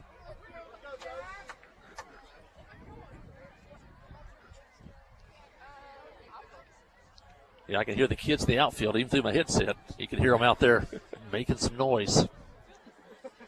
I'd like for Joe to give him a baseball here. Yep, and ground ball back to the pitcher. Good play by Holland. He'll flip to first for the second out, and he's stabbed at it, made the catch. Chalk grounds out. Runner moves over to third. That's Johnson. That'll bring up Cole Prince.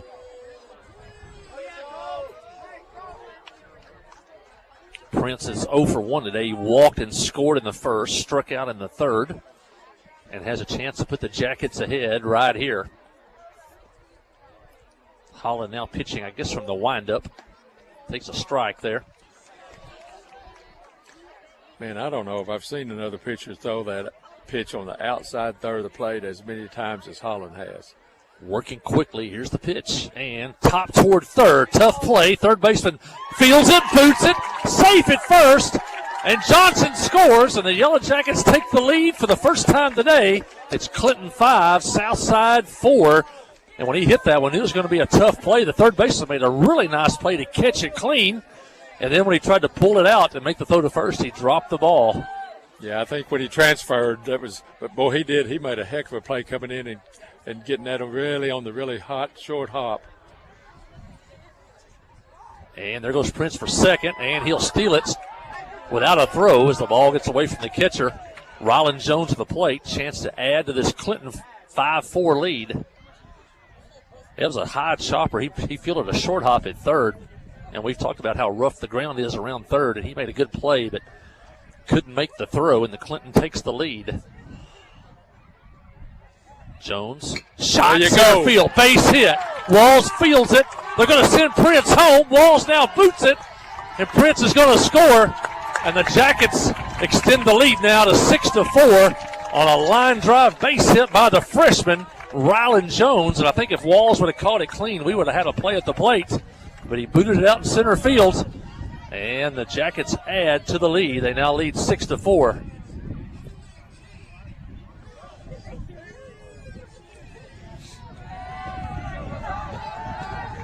Russ Hinsley, the hitter. He's 1 for 2 today. A strikeout in the first, singled in the third. 7th hitter of the inning for the Yellow Jackets. Clinton with its first lead of the day. Fly ball, right field. Anderson playing the line, coming in, makes a diving catch. In fact, he makes it about a foot into foul territory as Anderson. It came in handy. He's been playing that line all day long, and finally it came in handy for him as he makes the catch. 3 or 4 steps off the line all day.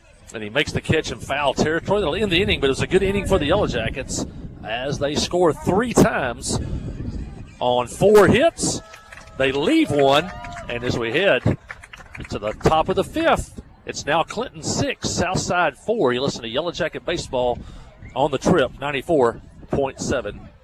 Adventure awaits, and with the all-new lineup of Chevrolets, those adventures can become reality. Joe Lee Chevrolet has the best lineup of cars, SUVs, and trucks ever. Why go from A to B when imagination can take you everywhere? And remember, when you need service work, Joe Lee's service department can keep your Chevrolet running like new. Make your best deal today at Joe Lee Chevrolet in Clinton. Find new roads in your new Chevy vehicle. Life is better with basketball and with First Security. We have the resources and the know-how to assist with your needs, plus a local team you can count on. So you're making better plays because First Security is making better happen during this season and every season. What's your better? Get there with us. Stop by your local First Security Banking Center or visit us online at fsbank.com today. First Security. Bank better. Member FDIC, Equal Housing Lender. Yep, for the first time today, Clinton has the lead as we head to the fifth inning. Clinton leads by a score now of 6-4. They've trailed since the first inning when Southside got 2 in the top of the first. Clinton now leads 6-4. Lance Hulse talking to the umpire, and they're going to bring Coach Prince over. Not sure what they're talking about here,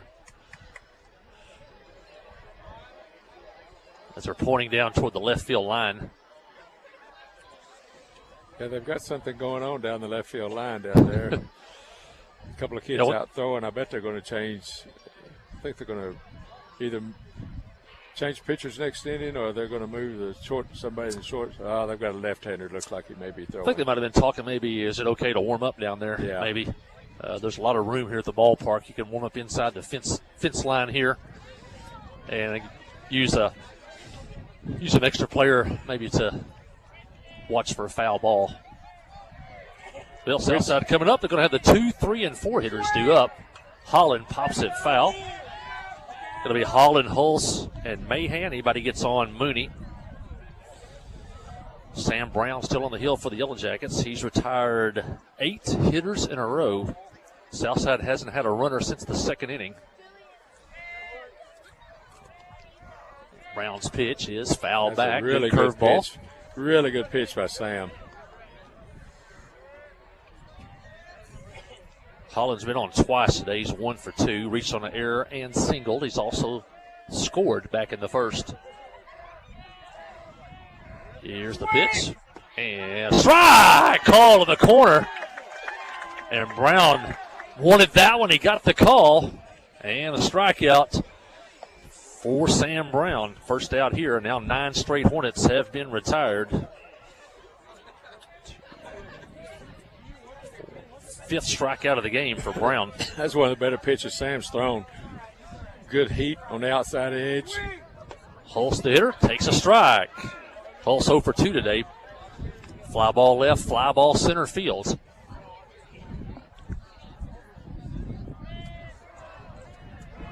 Brown to the plate and outside. Count now 1-1. Wind starting to blow again here at the ballpark.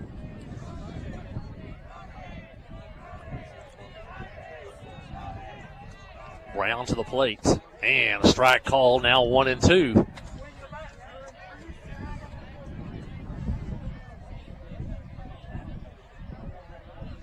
Mahan on deck. Brown gets the sign he wants. Here's the pitch. Pop fly fouls. Hulse stays alive. From a hitter's standpoint, that's what you want that kid to do. That ball was outside edge, maybe an inch off the plate. Too close to take. He just leaned out there and just barely got his bat on it. Brown back on the hill. Pitch. Here's the pitch, and just outside. Carson tried to frame that one. Count down Sam's 2-2. pumped up out there. He's got some velocity on these last 2 or 3 pitches. Yeah, he's getting into the game here. Here's the pitch. 2-2. Curveball inside. Now 3-2 on Hulse. Only 1 walk today by Sam Brown. Let's see what he can do here. Here's the payoff pitch and foul toward the Southside dugout. Southside in their gray road uniforms, trimmed in blue. The Yellow Jackets with their black jerseys, white pants, trimmed in gold.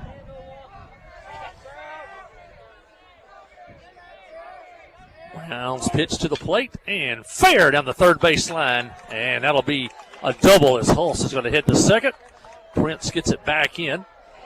And it'll be the one-out double for the Hornets. And that breaks up 9 straight Southside hitters to go down.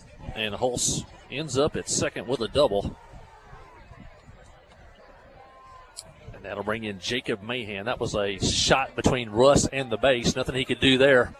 No, that ball was well hit. Maybe one of the better balls they've hit today. 5th hit of the game for Southside. Pitches outside. Mahan today, he's 0 for 2. Struck out in the first, flied out to center field in the second. Jackets trying to strand that man at second and foul back. Cloudy and overcast now. Beginning of the ball game was a little bit brighter. Now more cloudy and overcast, but one good thing, no severe weather looks like for the next week or so. We've had a rough patch of it here lately. Brown's pitch on the way outside. Now 2-1. Mooney on deck. This is the cleanup hitter. Yeah, it'd be a big out right here. Is number 4 hitter in the lineup. There goes the runner for third, and foul back to the screen as Hulse had a big jump at second, but he'll have to go back. Gets a few words of encouragement from his dad over at third. No first base coach for Southside. Well, if Sam would just get a second look there. 2-2 pitch, and steps off, throws to second. Jackets could use a strikeout right here.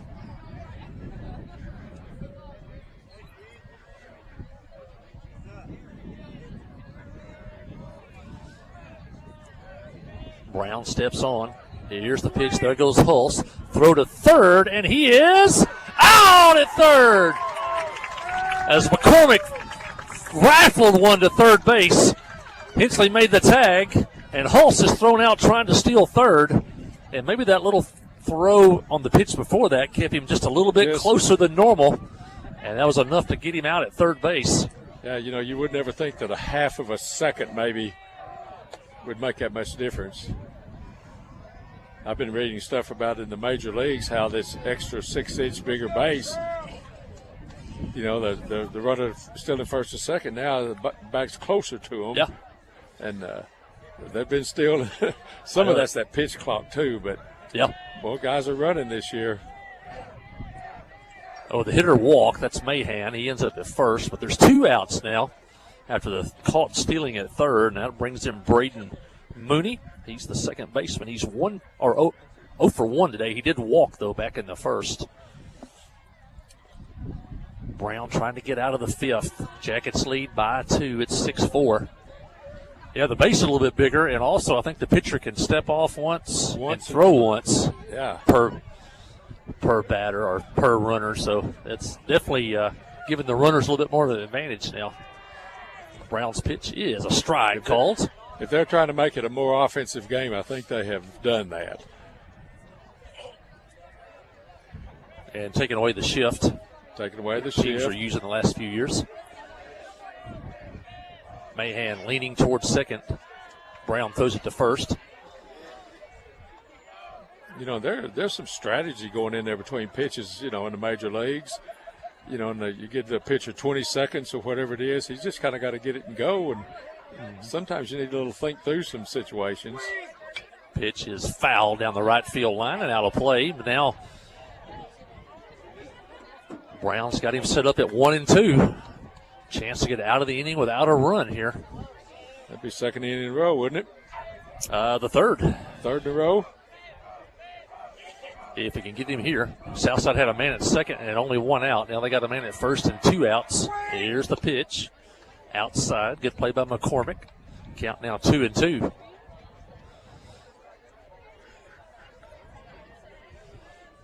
Mooney the hitter.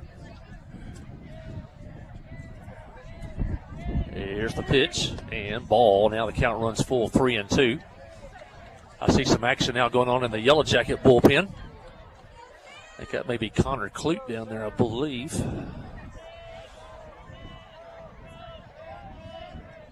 It is.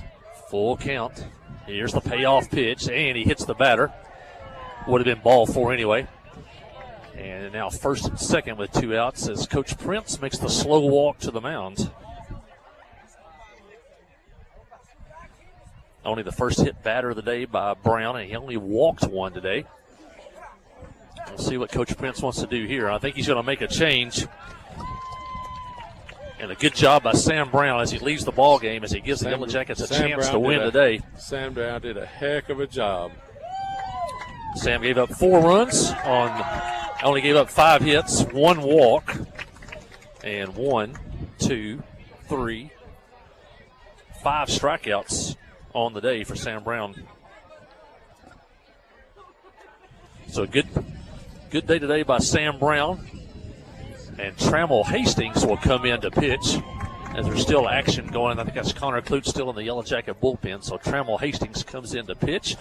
We've got a little chance. Let's mention our Innings Boosters sponsors, our great sponsors that bring you Yellow Jacket football, basketball, and baseball on the year. And then we have some other special sponsors that jump on during the baseball and the softball season. Kyle Hensley and staff at Hensley DDS. That's probably Bogey's dentist there. Yes. So yes, they drill on me every once in a while. Located up on Highway 65 across from Walmart next to the Sonic. Also to mention Clinton Stockyards, Highway 65 North, just across the just at the foot of the Archie Creek Bridge. Check their Facebook page. They always have a lot of times a special sale going on each week. Sales on Saturday. Check with the Clinton Stockyard on Facebook. Also Western Sizzling. Scotty Jones and all the crew. And Carla Jones, she's here today. Their sons, Dylan and Ryan, a part of the Yellow Jacket baseball team. And Western Sizzling, you get a great meal up there. You go off the food bar or order any meal that you want. They'll make it for you at Western Sizzling. Philip Jones, Arkansas Mountain Real Estate. Nobody knows more real estate in Van Buren County than Philip Jones. Give him a call. The office is down at Choctaw. Hey, if you need him right now, he's up there in left center field working the concession stand. I'm sure he would be glad to talk to you. Popcorn. Yep. So you could talk a little land, buying a house, and have a bag of popcorn.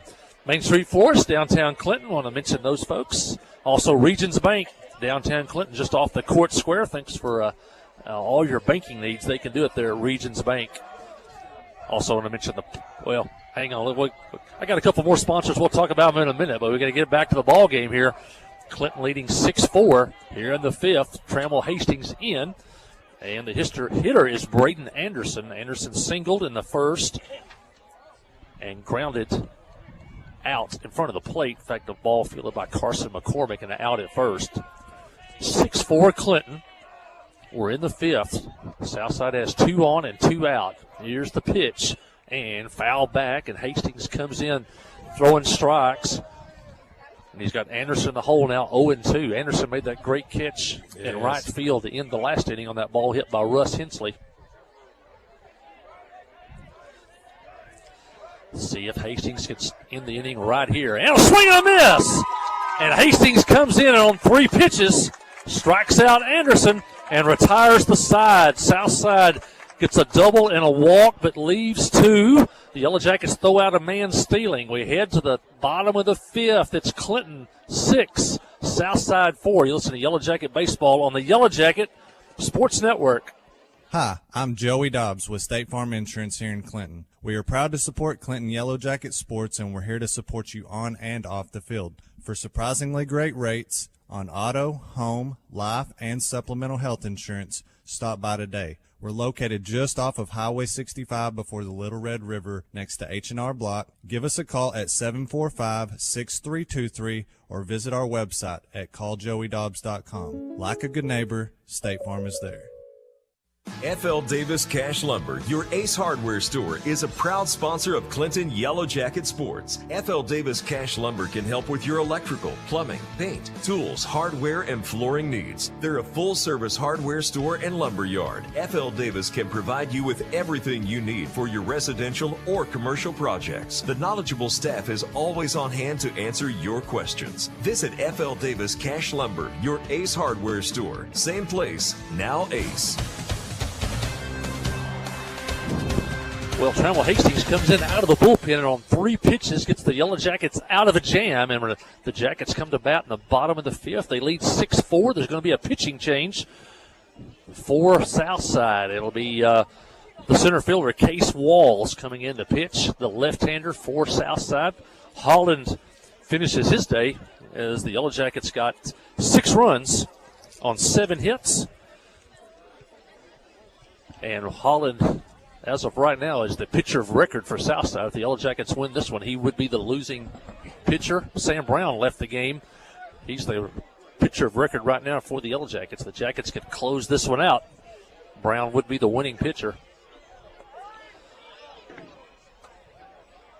It'll be 6, 7, and 8 hitters up for Clinton in the inning. Dylan Jones, Sam Standridge, Zane Widener due up in the inning. I want to mention a couple of more sponsors. The Pottery Shop, Todd, Treese, Jenny, John, all the Treeses. The Pottery Shop located Highway 65 north as you're heading out of town. And everybody is driven by there. And it's just one of the most unique shops that there is. You can see all the lawn decorations, things like that. You can go inside and see all the different latest styles and unique styles and clothing. They have all of that there at the Pottery Shop. Mention that once again, Main Street Florist for all your floral needs. Prom's coming up pretty soon. Wedding season in June, so Main Street Florist, give them a call. They can help you out. Jones takes a ball from Walls to start the inning, and Dr. Jamie Beavers in his dental office in downtown Clinton. Give Dr. Beavers and the staff a call. And Boji Unique, a couple former Yellow Jackets, now dentists here in town. Yeah. Dr. Hensley, Dr. Beavers. Tell you what, when they were in high school, that bunch of basketball players, good athletes, and a bunch of them have turned into really, really good professional men. Walls pitches to Dylan Jones. Now count 3-1. Yeah, we were talking. Bobby Howard was here yesterday, longtime coach at Bergman, now the coach at North Ark, and came to sign Sidney Standridge yesterday. And we were all talking about some of those teams. Tommy Reed was with us. Yeah. And those teams when Kyle and Jamie played, Scott Willock, and then Mickey Parrish. Yeah, Mickey Parrish. And then Tommy Reed's teams down at Greenbrier.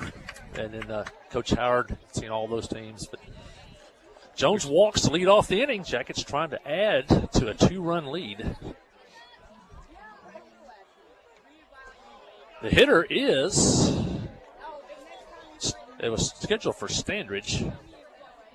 Boy, we had a pinch hitter, and he was hit. It's right on his elbow. He didn't have an elbow guard on. And that was Colton Warren. Colton was hit on the elbow, and he is in a little bit of pain right now. It's right on that bone. Got his bat back, and that's just nothing there except bone. Colton slowly going to first. Coach McKnight talking to him. He's going to stay in the ball game. And the Yellow Jackets have 2 on and nobody out as Walls has come in and walked the first hitter, hit the second hitter. And Zane Widener's due up, and they're going to give Colton a little bit of time down there at first base. I don't know if his dad has made it to the game or not. I saw his grandfather down there to our right. And we're going to take a little time here as Coach Prince is going to walk across the diamond to check on Colton. I think he's going to have to leave the ball game. Yeah.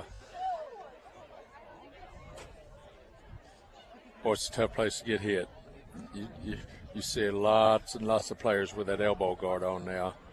Colton, a tough young man. He was our top wide receiver in junior high football this year and played in the secondary. And he's going to leave the ball game. And we'll see who I believe he's going to bring in Titus.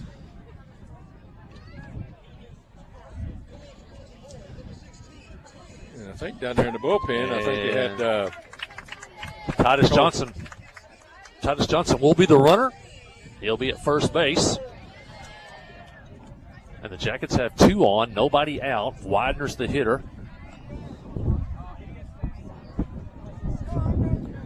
I think he had Cole Prince maybe go down there and take a few pitches in the bullpen. Widener's been on twice today. Walked and scored in the second. Singled, stole a base, and scored in the 4th. And he's up here in the 5th with a chance to add on. Let's see if Coach Prince wants to swing away here or bunt. I kind of got the feeling he's going to swing away with Zane. We start to see the students now out in the outfield starting to have to leave the park here. They're going to. And they ran out of popcorn. They got to go back. Going to have to catch the bus here and go home in a minute. But they've had a fun day here at the ball game. And if the Yellow Jackets can hang on and win this one, it will be a fun day for everybody. Southside looking for the bunt. They're cheating in. There is the bunt. And Zane had to skip the rope. And I'm not sure if he maybe attempted that. Apparently not. They didn't call a strike. Look where that center fielder's playing. First base cheating in. Third baseman in on the grass. Showing bunt again. Gets it down. Good one. And it's a fair ball. And no throw to first. And the bases are loaded with nobody out. And Southside thought it was a foul ball. The catcher picked it up. Ball's on the chalk. It's fair. And the catcher failed to throw the ball to first. And the bases are loaded with nobody out. And now Coach Lance Hulse of Southside wants an explanation from the umpire. But the catcher... Now, the only thing I thought, did it roll back and touch the bat? Not sure from our angle, but the catcher picked it up. The umpire immediately called it fair. I don't think it hit the bat. The catcher for Southside said it was foul. Now, as you always say, go ahead and make the play. Yeah. And let the umpire call it later. Exactly. He picked the ball up, had a play at first. Widener would have been out easily at first, and he failed to throw the ball. And now the bases are loaded with nobody out. When that second baseman came in, and he is fired up. And you just, as a player, you just got to go ahead and make the play and let the umpire call it later. And now the bases loaded, nobody out. And Lance is still trying to get his money's worth down here with the home plate umpire. Yeah, the Southside coach still in the face-to-face of the umpire. Now he's going to walk away.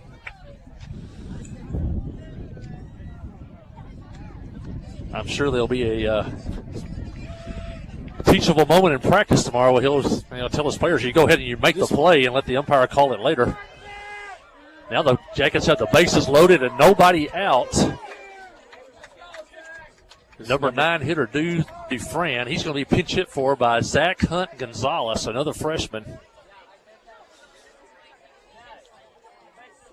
And we're going to have to give Widener a base hit since there was no attempted throw.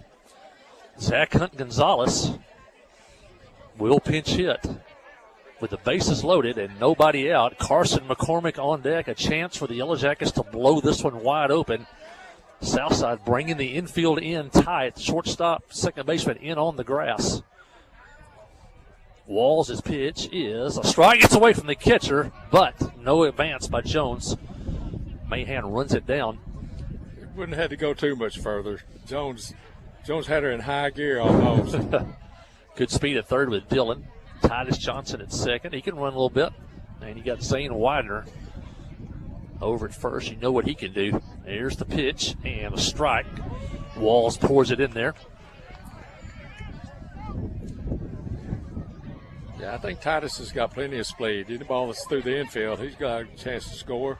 Gonzalez fouls one near the south side dugout. Third baseman going over, and he makes the play. That's Heffington, and he makes a good play over at third for the first out of the inning as Zach Hunt Gonzalez pops out, fouls out. They can hear you on the radio. Runners stay at first, second, and third, and now this may be the biggest hitter of the game for Clinton with a chance to do damage. Carson McCormick, bases loaded, one out. Southside backs up now. They're looking for the double play ball. Walls' pitch is a slow curve high. Yeah, they're in at the corners for anything hit to them. They go home back to first. Anything up the middle, they're going to try to turn a double play up the middle. McCormick steps in, pitches high, ball two. McCormick today 2 for 3, struck out in the first, doubled in the second, knocked in 2 runs, singled in the fourth, knocked in another. Chance to do damage here. And a swing and a miss on a good fastball by Walls. That was power on power. And the count now 2-1. Walls working quickly. And a swing and a miss, and the count now 2-2. McCormick's got to guard the plate now. Job Chalk on deck. Runners lead away. Here's the pitch, and ball 3. Count runs full 3-2. No place to put anybody right now, Mike. Runners lead away. Here's the pitch from Walls, and a swing and a miss on a pitch that might have been out of the strike zone a little bit high, but Carson went for it. Strikes out for the second out. A big strikeout for Walls.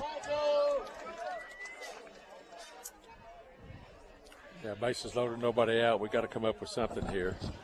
The Jackets are going to score now. It's up to Joe Chalk. Here's a pitch, fly ball, foul out of play behind the Clinton dugout.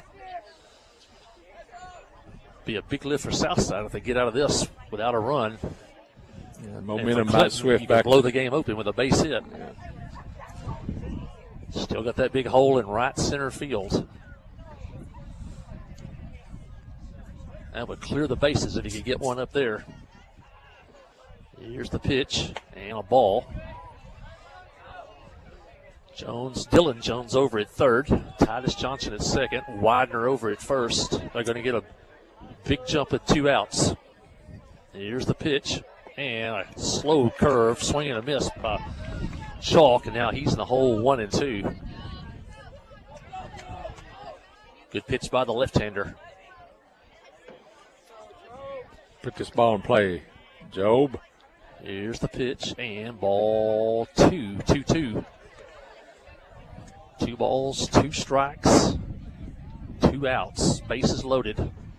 Clinton leads 6-4. Can they add on? Here's the pitch and tap foul outside of third. Chalk stays alive.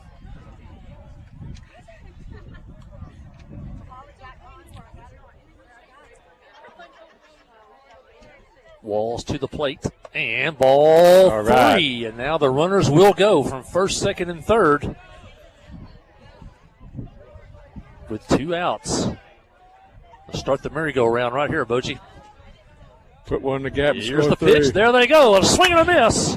And Chalk strikes Ball's out of the zone, too, I think.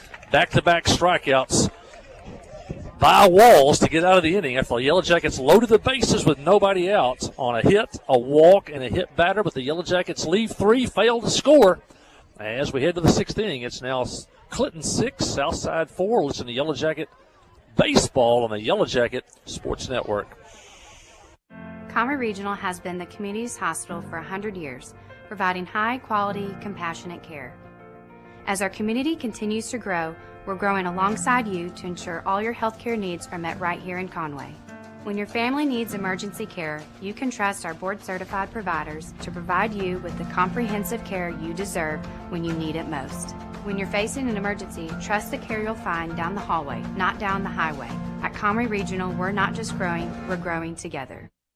F.L. Davis Cash Lumber, your Ace Hardware store, is a proud sponsor of Clinton Yellow Jacket Sports. F.L. Davis Cash Lumber can help with your electrical, plumbing, paint, tools, hardware, and flooring needs. They're a full-service hardware store and lumber yard. F.L. Davis can provide you with everything you need for your residential or commercial projects. The knowledgeable staff is always on hand to answer your questions. Visit F.L. Davis Cash Lumber, your Ace Hardware store. Same place, now Ace. Well, the Yellow Jackets loaded the bases but could not score, but they still lead 6-4 as we head to the top of the 6th inning, and it'll be the 7, 8, and 9 hitters due up for Southside. Trammell Hastings came in relief, got the final out of the 5th inning on 3 straight pitches, got the strikeout of Braden Anderson, and now he starts the 6th inning. The right-hander fires, and it's a strike. Brock has struck out twice today. He's 0 for 2.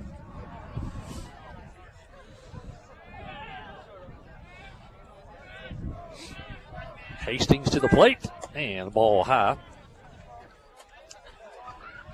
The Yellow Jackets would like to retire the bottom of the Southside order here and pitch to the top of the order in the 7th with nobody on base. Ground ball foul outside of third, and now Brock's in the hole now 0-2.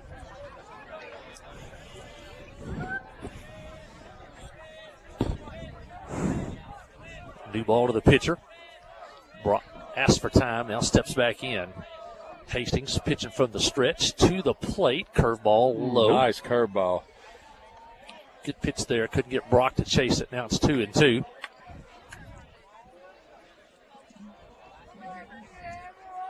Brock struck out twice this inning, this game.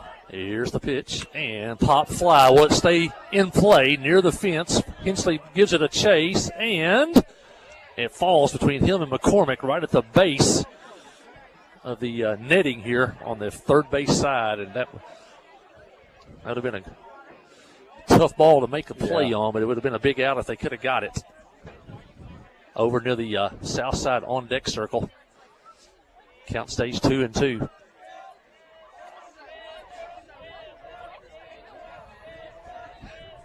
Hastings gets the sign from McCormick. Here's the pitch, and swing and a miss. And he gets Brock, and Brock goes down for the third time today, this time swinging. And that'll be the second straight strikeout for Trammell Hastings. Well, it's nice to get that first out of the inning, though, anytime, anyway. Kobe Heffington, the hitter, he's 0 for 2 today, struck out in the second. Grounded to first base, back in the third, and curveball high. 1, 2. That's now 7 strikeouts for Yellow Jacket pitching today. Jackets leading 6-4. We're in the top of the 6th. And ball 2 outside, and now Heffington jumps ahead in the count. Maybe tried to overthrow that one a little bit. Southside 4 runs on 5 hits. Clinton with 6 runs on 8 hits. Here's the pitch. And pop fly, swinging 0-2. Right fielder Standridge coming in, makes the play. It's Titus. That is Titus out there now. Titus Johnson out in right field, and that's the second out. I think after Colton Warren got hit, they made some moves around. Nice play by Titus. Yeah, Titus played a lot of right field. We saw him last year out there. Interesting there, Heffington swinging with a 2-0 count, swinging away, and he flies out. Now there's 2 outs. That'll bring in the number 9 hitter, Connor Riddle. Connor is 0 for 2 today. He reached on an error and scored in the second, and he grounded back to the pitcher in the fourth. And the pitch is grounded back to the pitcher, fielded by Hastings over to first for the out, and Southside goes down in order in the 6th. Yellow Jackets coming to bat. They lead 6-4. You're listening to Yellow Jacket Baseball on the Yellow Jacket Sports Network. Towing and recovery is the last thing you think about until you really need it. Then you really want the best. There's only one name to call, Justin's Collision Repair Towing and Recovery. They have the largest and latest model recovery fleet in north central Arkansas. From small towing to heavy-duty towing, Justin's Collision Repair Towing and Recovery on Highway 65 in Clinton is the one to call, 745-2992. That's Justin's Collision Repair Towing and Recovery, 745-2992. Adventure awaits, and with the all-new lineup of Chevrolets, those adventures can become reality. Joe Lee Chevrolet has the best lineup of cars, SUVs, and trucks ever. Why go from A to B when imagination can take you everywhere? And remember, when you need service work, Joe Lee's service department can keep your Chevrolet running like new. Make your best deal today at Joe Lee Chevrolet in Clinton. Find new roads in your new Chevy vehicle. Well, good pitching by Trammell Hastings. He's retired 4 hitters in a row since he came in relief of Sam Brown. Sam did a good job today also, and the Yellow Jackets come to bat in the bottom of the 6th. They lead 6-4, and they would sure like Boji to add on some insurance runs right here.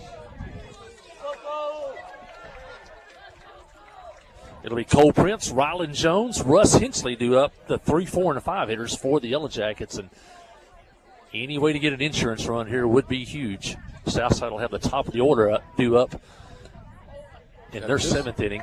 Just for a mental, being positive, we lost the other night. Heber just really kind of wasn't a very good feeling. Come back and beat a pretty good Southside team here. Yeah, Southside one of the top teams in 2A. Prince has jumped ahead in the count 2-0. Now he takes a strike.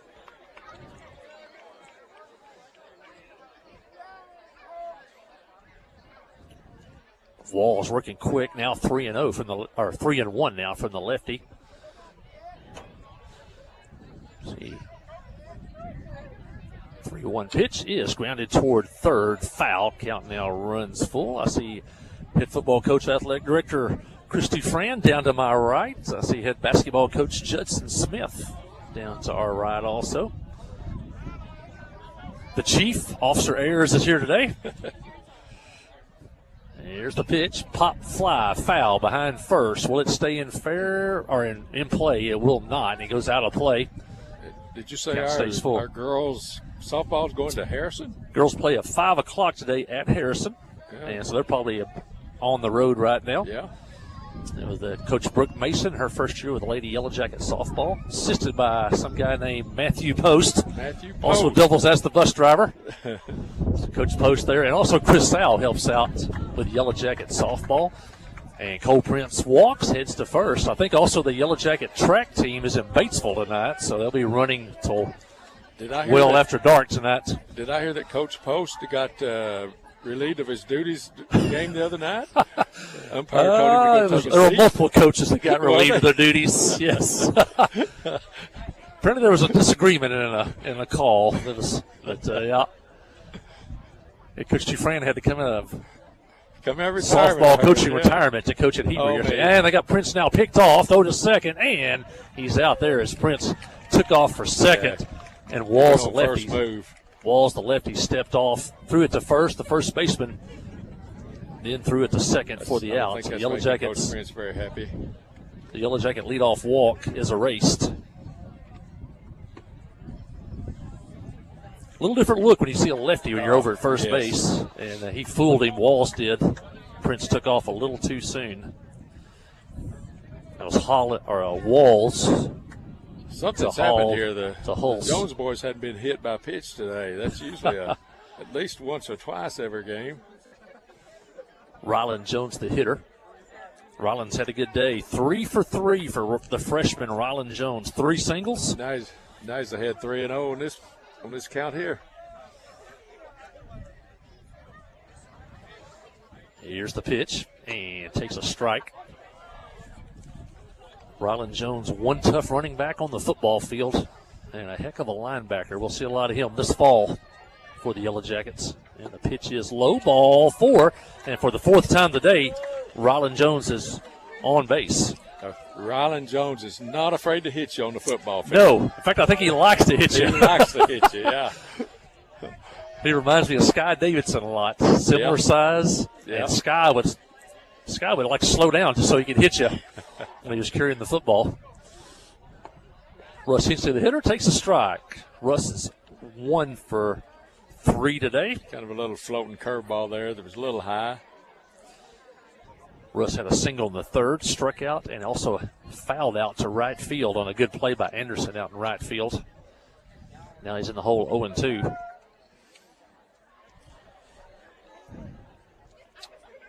Hate that Prince got picked off there because we'd have first and second right now. Right now we got the runner at first and 1 out. Throw to first. Jones is back. Jackets trying to add to the 6-4 lead. We're in the bottom of the 6th. Russell needs to square one up here. Here's the pitch, and he fouls it back to the screen.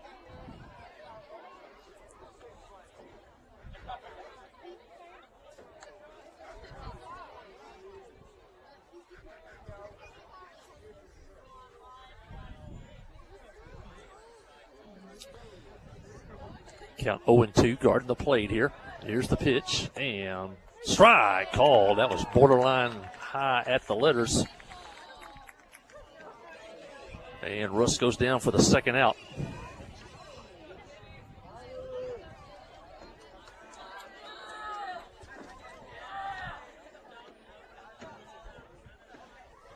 That'll bring in Dylan Jones. His brother's at first. Dylan Jones at the plate. Here's the pitch, high. Titus Johnson on deck. Titus came in for Sam Standridge in right field. He's also did a couple of courtesy runs today also for Carson McCormick.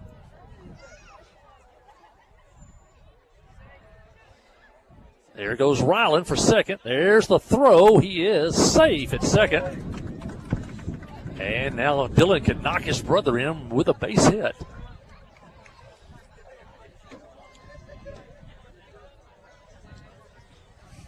Jackets could use a 2-out hit.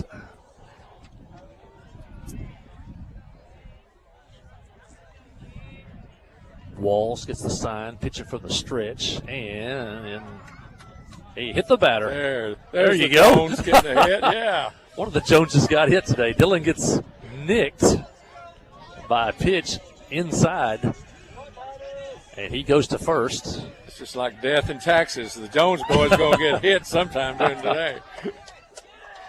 Second hit batter by Wall since he came into the ball game. Rylan Jones at second, Dylan Jones at first, Titus Johnson at the plate. And Titus takes a rip at that one, comes up empty. Strike one.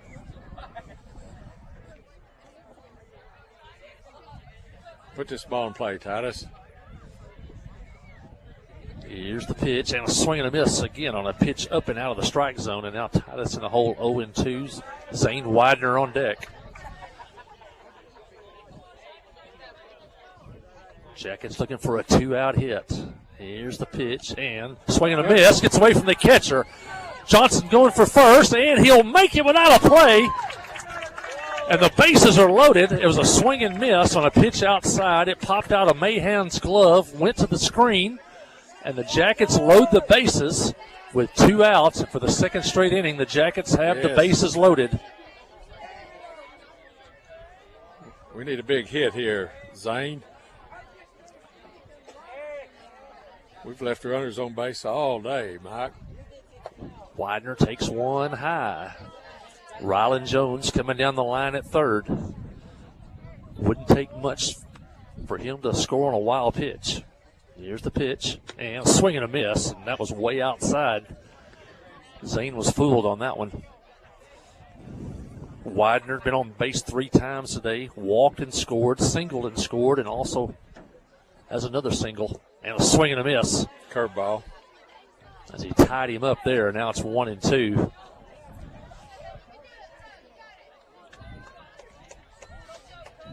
Widener guarding the plate. 1 ball, 2 strikes. Runners lead away. Here's the pitch, and ball gets away from the catcher. Here comes Jones. There's the throw. Safe at the plate. And with 2 strikes, a wild pitch, and Rylan Jones scores. And the Jackets extend their lead now to 7-4. Boy, that helps right there, Michael. Yeah, you didn't want to have another inning where you came up empty with the bases loaded. And Rylan Jones scores on a wild pitch. The pitcher had Widener set up with 2 strikes and threw a wild pitch. You never know. The runners moved up to second and third. And Widener could probably put this game away if he could get a base hit right here. Here's the pitch, and low. That's what I said a while ago with the bases loaded. Just anything, a ball, a pass ball, a hit batsman, anything. And we came up empty, but full count, first base open. Here's the pitch, and a swing and a miss, and Widener goes down, but the Yellow Jackets do add on to the lead. The Yellow Jackets score a run without a hit. They had 2 walks and a hit batter and a stolen base on a wild pitch, and the Yellow Jackets pick up a run as we head to the 7th. It's Clinton 7, B Branch 4. You listen to Yellow Jacket Baseball on the Yellow Jacket Sports Network. Steve Good at Goods Cash Saver says you can learn a lot about life by playing sports. You may never be the biggest or the fastest, but you can always try to be the very best and give 100%. And that's what they do every day at Goods Cash Saver. Even though they don't have the biggest building, they try to have every item that you might need in groceries. They also overachieve every day in their meat department. So when you're looking for a place to shop, give Goods Cash Saver a try. A supermarket that cares about you and your community and says, go Yellow Jackets. Ozark Health is a wonderful diamond in the rough, I call it. Living in a rural community, having access to healthcare is critical. It has been a blessing to our community. Not that I want to go to the hospital, this last place that I really want to go, but this is a place I'd recommend to anybody. There's nothing like the individual care that you get here. It's phenomenal. Our purpose for being here is to serve people. It fills me with pride that we're able to do that. Ozark Health, your community hospital. Well, we've come down to this, top of the 7th. Yellow Jackets, who trailed for 3 innings, actually into the 4th inning, now lead 7-4 as we head to the 7th inning. As Mike Shannon used to say, old Abner's done it again, though. Southside will have the top of the order due up in the 7th inning. And it'll be Walls, Holland, Hulse. Anybody gets on, Mahan. Trammell Hastings in his 3rd inning of relief, and he has been perfect. He's retired 4 straight hitters. And a shot left center field. That's going to get down and go in between the outfielders. And Walls will pick up his 3rd hit of the day. He's got a triple, a single, and now a double. He just flat out hit it. He is a hitter and can run. Southside needs another runner to have a chance. They trail 7-4. If you're on defense right now, Southside's not going to do any tricks. You know, they're not going to bunt. They're not going to try to steal probably. You don't want to. Ground ball towards short. Rylan Jones backhands it. Long throw and out at first. What a play by Rylan Jones. He had to backhand that in the hole and a long throw across the diamond, and he beats Holland by a step. Oh, there's your shortstop for the next 3 years, huh? Man, what a nice play by Rylan Jones. And the runner Walls had to stay at second. There's 1 out. Hayes Hulse, the hitter. He's 1 for 2. He doubled back in the 5th. Hastings' pitch is fouled away. That was the first hit that Trammell's given up today. Came in with runners on in the 5th. Struck out Anderson to end the inning. Retired Southside in order in the 6th. And now he's 2 outs away from picking up a save. Here's the pitch and ground ball, base hit up the middle. Walls will score. The throw's going to go into second. And now the score's 7-5. You knew they weren't going to give up. This team's won too many games in the last 10 to 15 years. Good job by the Yellow Jacket defense. Make that play at second. Whoops. Good play by the Yellow Jackets. Get that ball back into second. Keep that runner at first. Go ahead and give up the run. Now it's 7-5. The hitter is Jacob Mahan, the cleanup batter. 0 for 2 today. He did walk back in the 5th, and he takes a strike here. He represents the tying run for Southside. Wind blowing in. Here's the pitch outside. Count now 2-1. Just don't give them any stuff here. Keep the runners off base. Hastings pitch, pop foul back over the screen. Now the count evens at 2-2.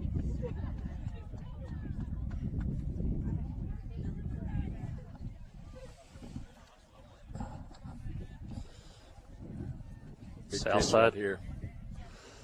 Mahan steps back in. Trammell checks the runner. Here's the pitch and ball 3. Jackets have only walked 1 hitter today.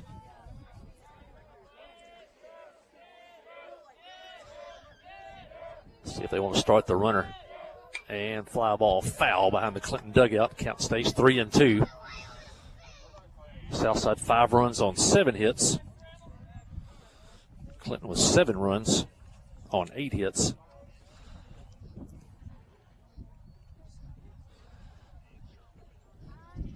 Never easy to get those final 3 outs. Runner at first, 1 out, tying run at the plate. Checks the runner, now the pitch, and a foul tip at the plate. Carson couldn't hang on to it. Had he held on to that one, it would have been a strikeout. Yeah. I think that ball was fouled straight down into his thigh. Man, that would have been a big out. It's going to be a big out right here.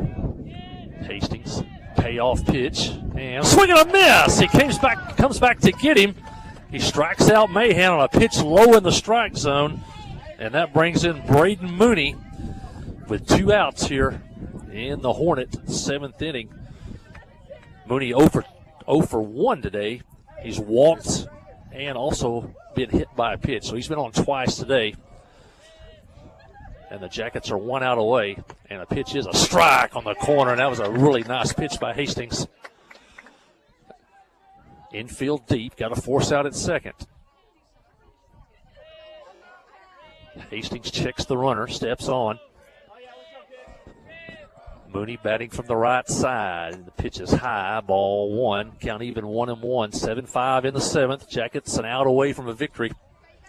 See, I think if it's been first, second inning, that runners have been running, on every other pitch, but you just can't afford to take a chance now. Hastings to the plate. Pop foul back and over the screen, and now the Yellow Jackets are a strike away.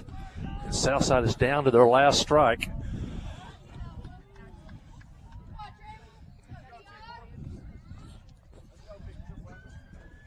Hastings trying to get the save for Sam Brown here. Steps back on. Mooney steps back in. Here comes the pitch, and foul tip at the plate. Back to the screen. Mooney just got a piece of that one. Yeah, that's 2 times that ball's just barely get out of his mid. Jackets trying to get that final out. Jones, Ryland Jones deep at short. Dillon cheating in a little bit at second. Here comes the pitch, curveball, and just missed. A count now 2-2. He tried to frame that a little too obvious maybe on that pitch. Well, Carson's a competitor. Runner leads away at first. Here's the pitch, outside ball 3. Now the count runs full. Was 1-2, now it's 3-2. Runner will be going at first now. 3 balls, 2 strikes, and 2 outs. That may make the decision. You may have to make the play at first now, those middle infielders.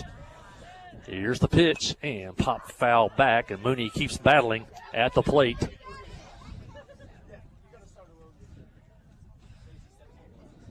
Southside down to their last strike.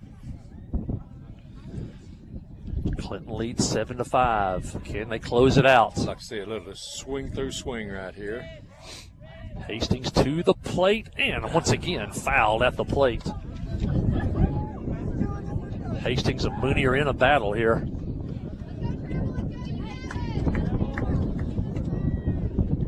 This will be the 8th pitch or 9th pitch of this batter. Here's the pitch, and ball 4 in the dirt, and now the tying run is at first with 2 outs.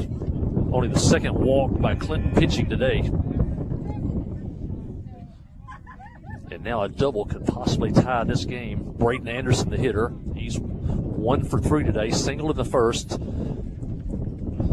Thrown out by catcher McCormick at first base and also struck out today. Coach Prince makes a trip to the mound. Lance Hulse makes a trip to talk to his hitter. Coach went out there and patted him on the back and said, this is your game, buddy. Clinton leads 7-5. Hold your neck, go get him. Southside has the tying runs on base with 2 outs. Anderson, the hitter. Anderson was the hitter when Hastings came in with runners on back in the 5th with 2 outs, and he struck him out on 3 pitches. And now they face each other again here in the 7th. All right, we're ready to go. A lot of force outs on the bases, Bochy. Infielders just knock it down and make a play. And I like the outfielders deep, cutting off anything out in the gaps. Here's the first pitch, and a strike called. Hastings jumps ahead. You cut those gaps off with a runner at first, you can't score on a double. No doubles defense here. Infield deep, just going to knock it down and make a play. Here's the pitch, and a swing and a miss. Another high fastball, this time on the inner half, and now Hastings has him set up at 0-2. Again, Southside down to their final strike. Hastings to the plate, and a swing and a miss! Hey! And that's a winner! That's a Yellow Jacket winner. Hastings strikes out Anderson to end the ball game, and the Yellow Jackets rally to come back to win this one today here at the ballpark. Final score, Clinton 7, Southside 5. You're listening to Yellow Jacket Baseball on the Yellow Jacket Sports Network. FL Davis Cash Lumber, your Ace Hardware store, is a proud sponsor of Clinton Yellow Jacket Sports. FL Davis Cash Lumber can help with your electrical, plumbing, paint, tools, hardware, and flooring needs. They're a full-service hardware store and lumber yard. FL Davis can provide you with everything you need for your residential or commercial projects. The knowledgeable staff is always on hand to answer your questions. Visit FL Davis Cash Lumber, your Ace Hardware store. Same place, now Ace. Conway Regional has been the community's hospital for more than 100 years, providing high-quality, compassionate care. As our community continues to grow, we're growing alongside you to ensure all your healthcare needs are met right here in Conway. Our board-certified interventional cardiologists, specialized team, and innovative cardiovascular technology are here to provide the comprehensive care you deserve when you need it most. So when you're facing a heart emergency, trust the care you'll find down the hallway, not down the highway.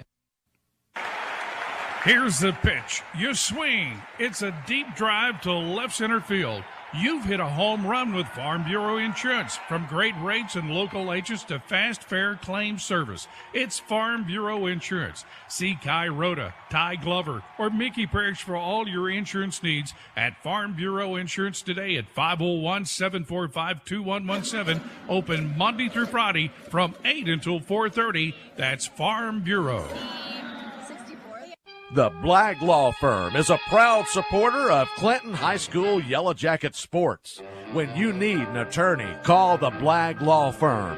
Whether it's an injury accident, criminal defense, DWI, family dispute, or Social Security disability, Ralph Blagg believes in equal justice for all.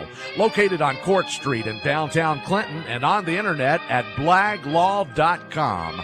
The Blagg Law Firm, a proud supporter of Clinton High School sports. Towing and recovery is the last thing you think about until you really need it.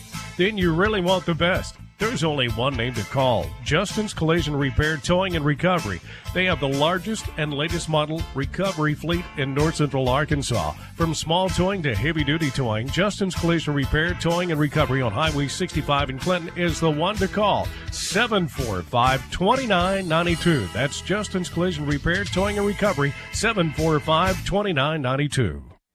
Steve Good at Goods Cash Saver says you can learn a lot about life by playing sports. You may never be the biggest or the fastest, but you can always try to be the very best and give 100%. And that's what they do every day at Goods Cash Saver. Even though they don't have the biggest building, they try to have every item that you might need in groceries. They also overachieve every day in their meat department. So when you're looking for a place to shop, give Goods Cash Saver a try. A supermarket that cares about you and your community and says, go Yellow Jackets. 10 on base. Now back here at the ballpark in Clinton. What a great day. It was the weather for the most part was pretty good, and then all the students got to come down and watch the ball game. It was a lot of fun here at the ballpark today. And then best part is the Yellow Jackets got a win. They win today by a score of 7-5. Clinton Southside scored 2 in the top of the first to take the lead. Clinton came back with a run in the bottom of the first, knocked in by Rylan Jones. Southside scored 2 more in the second, led 4-1, and then Clinton got 2 runs in the bottom of the second. A big hit on that one was Carson McCormick's 2-run double, and the Yellow Jackets cut the lead to 4-3. It stayed that way until the bottom of the fourth when the Yellow Jackets had a big 3-run fourth inning when the Yellow Jackets got 3 runs on 3 hits. Southside also committed an error, and the big hits in that inning were by Widener and McCormick and Prince.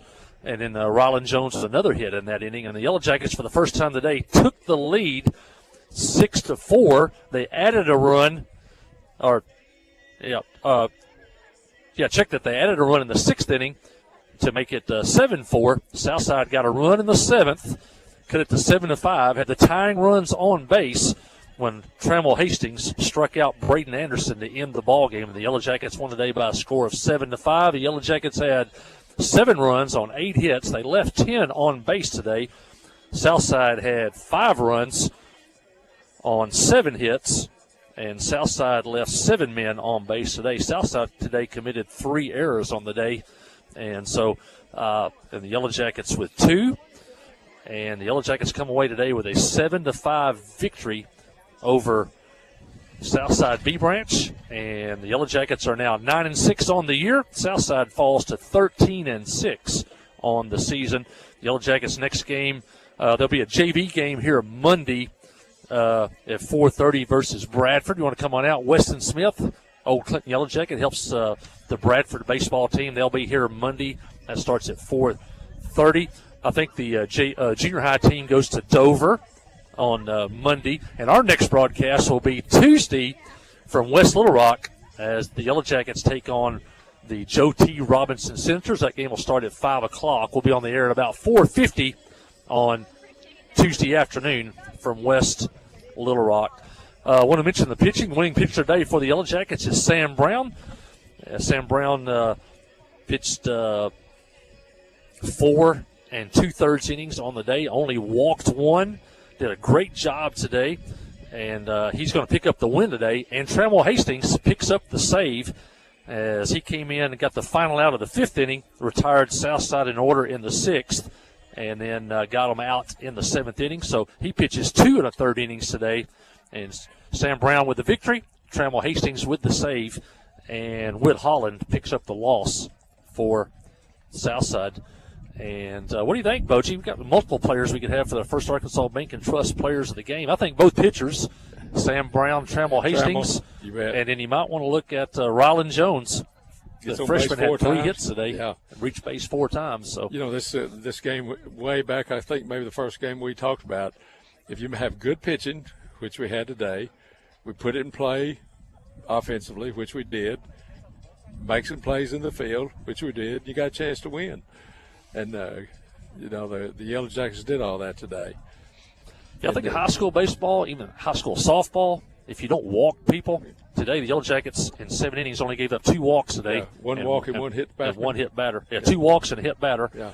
And I always think if you can get 5 or less of those in a game, you got a really good chance to win. I agree. And then you look on the south side, on their side, they had 2 hit batters. There's 2 walks, 3 walks, 4 walks, 5 walks given up by Southside pitching and 2 hit batters today. It came back to haunt them as the Yellow Jackets win this one today by a score. They had a couple of boots, 7-5. too, on the defensive, in the infield there. So makes Yep. a huge difference. If we had a negative, and I don't want to hit it on the negative, but we left 10 men on base.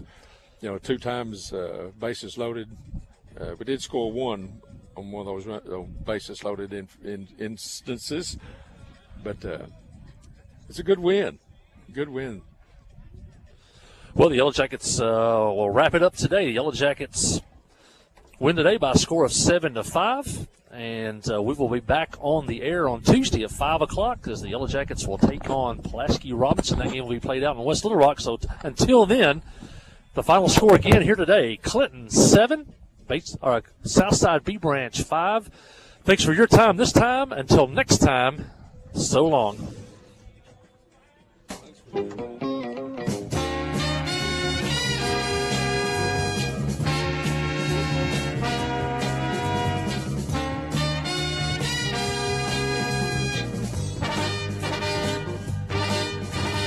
Thank you for listening to Yellow Jacket Baseball and Softball on the Trip. Today's game has been brought to you by these fine sponsors: by First Security Bank, by Justin's Collision Repair and Towing, by Joe Lee Chevrolet, by The River Insurance Company, and by Blagg Law Firm, Davis Cash Lumber, Cowboy Chrysler.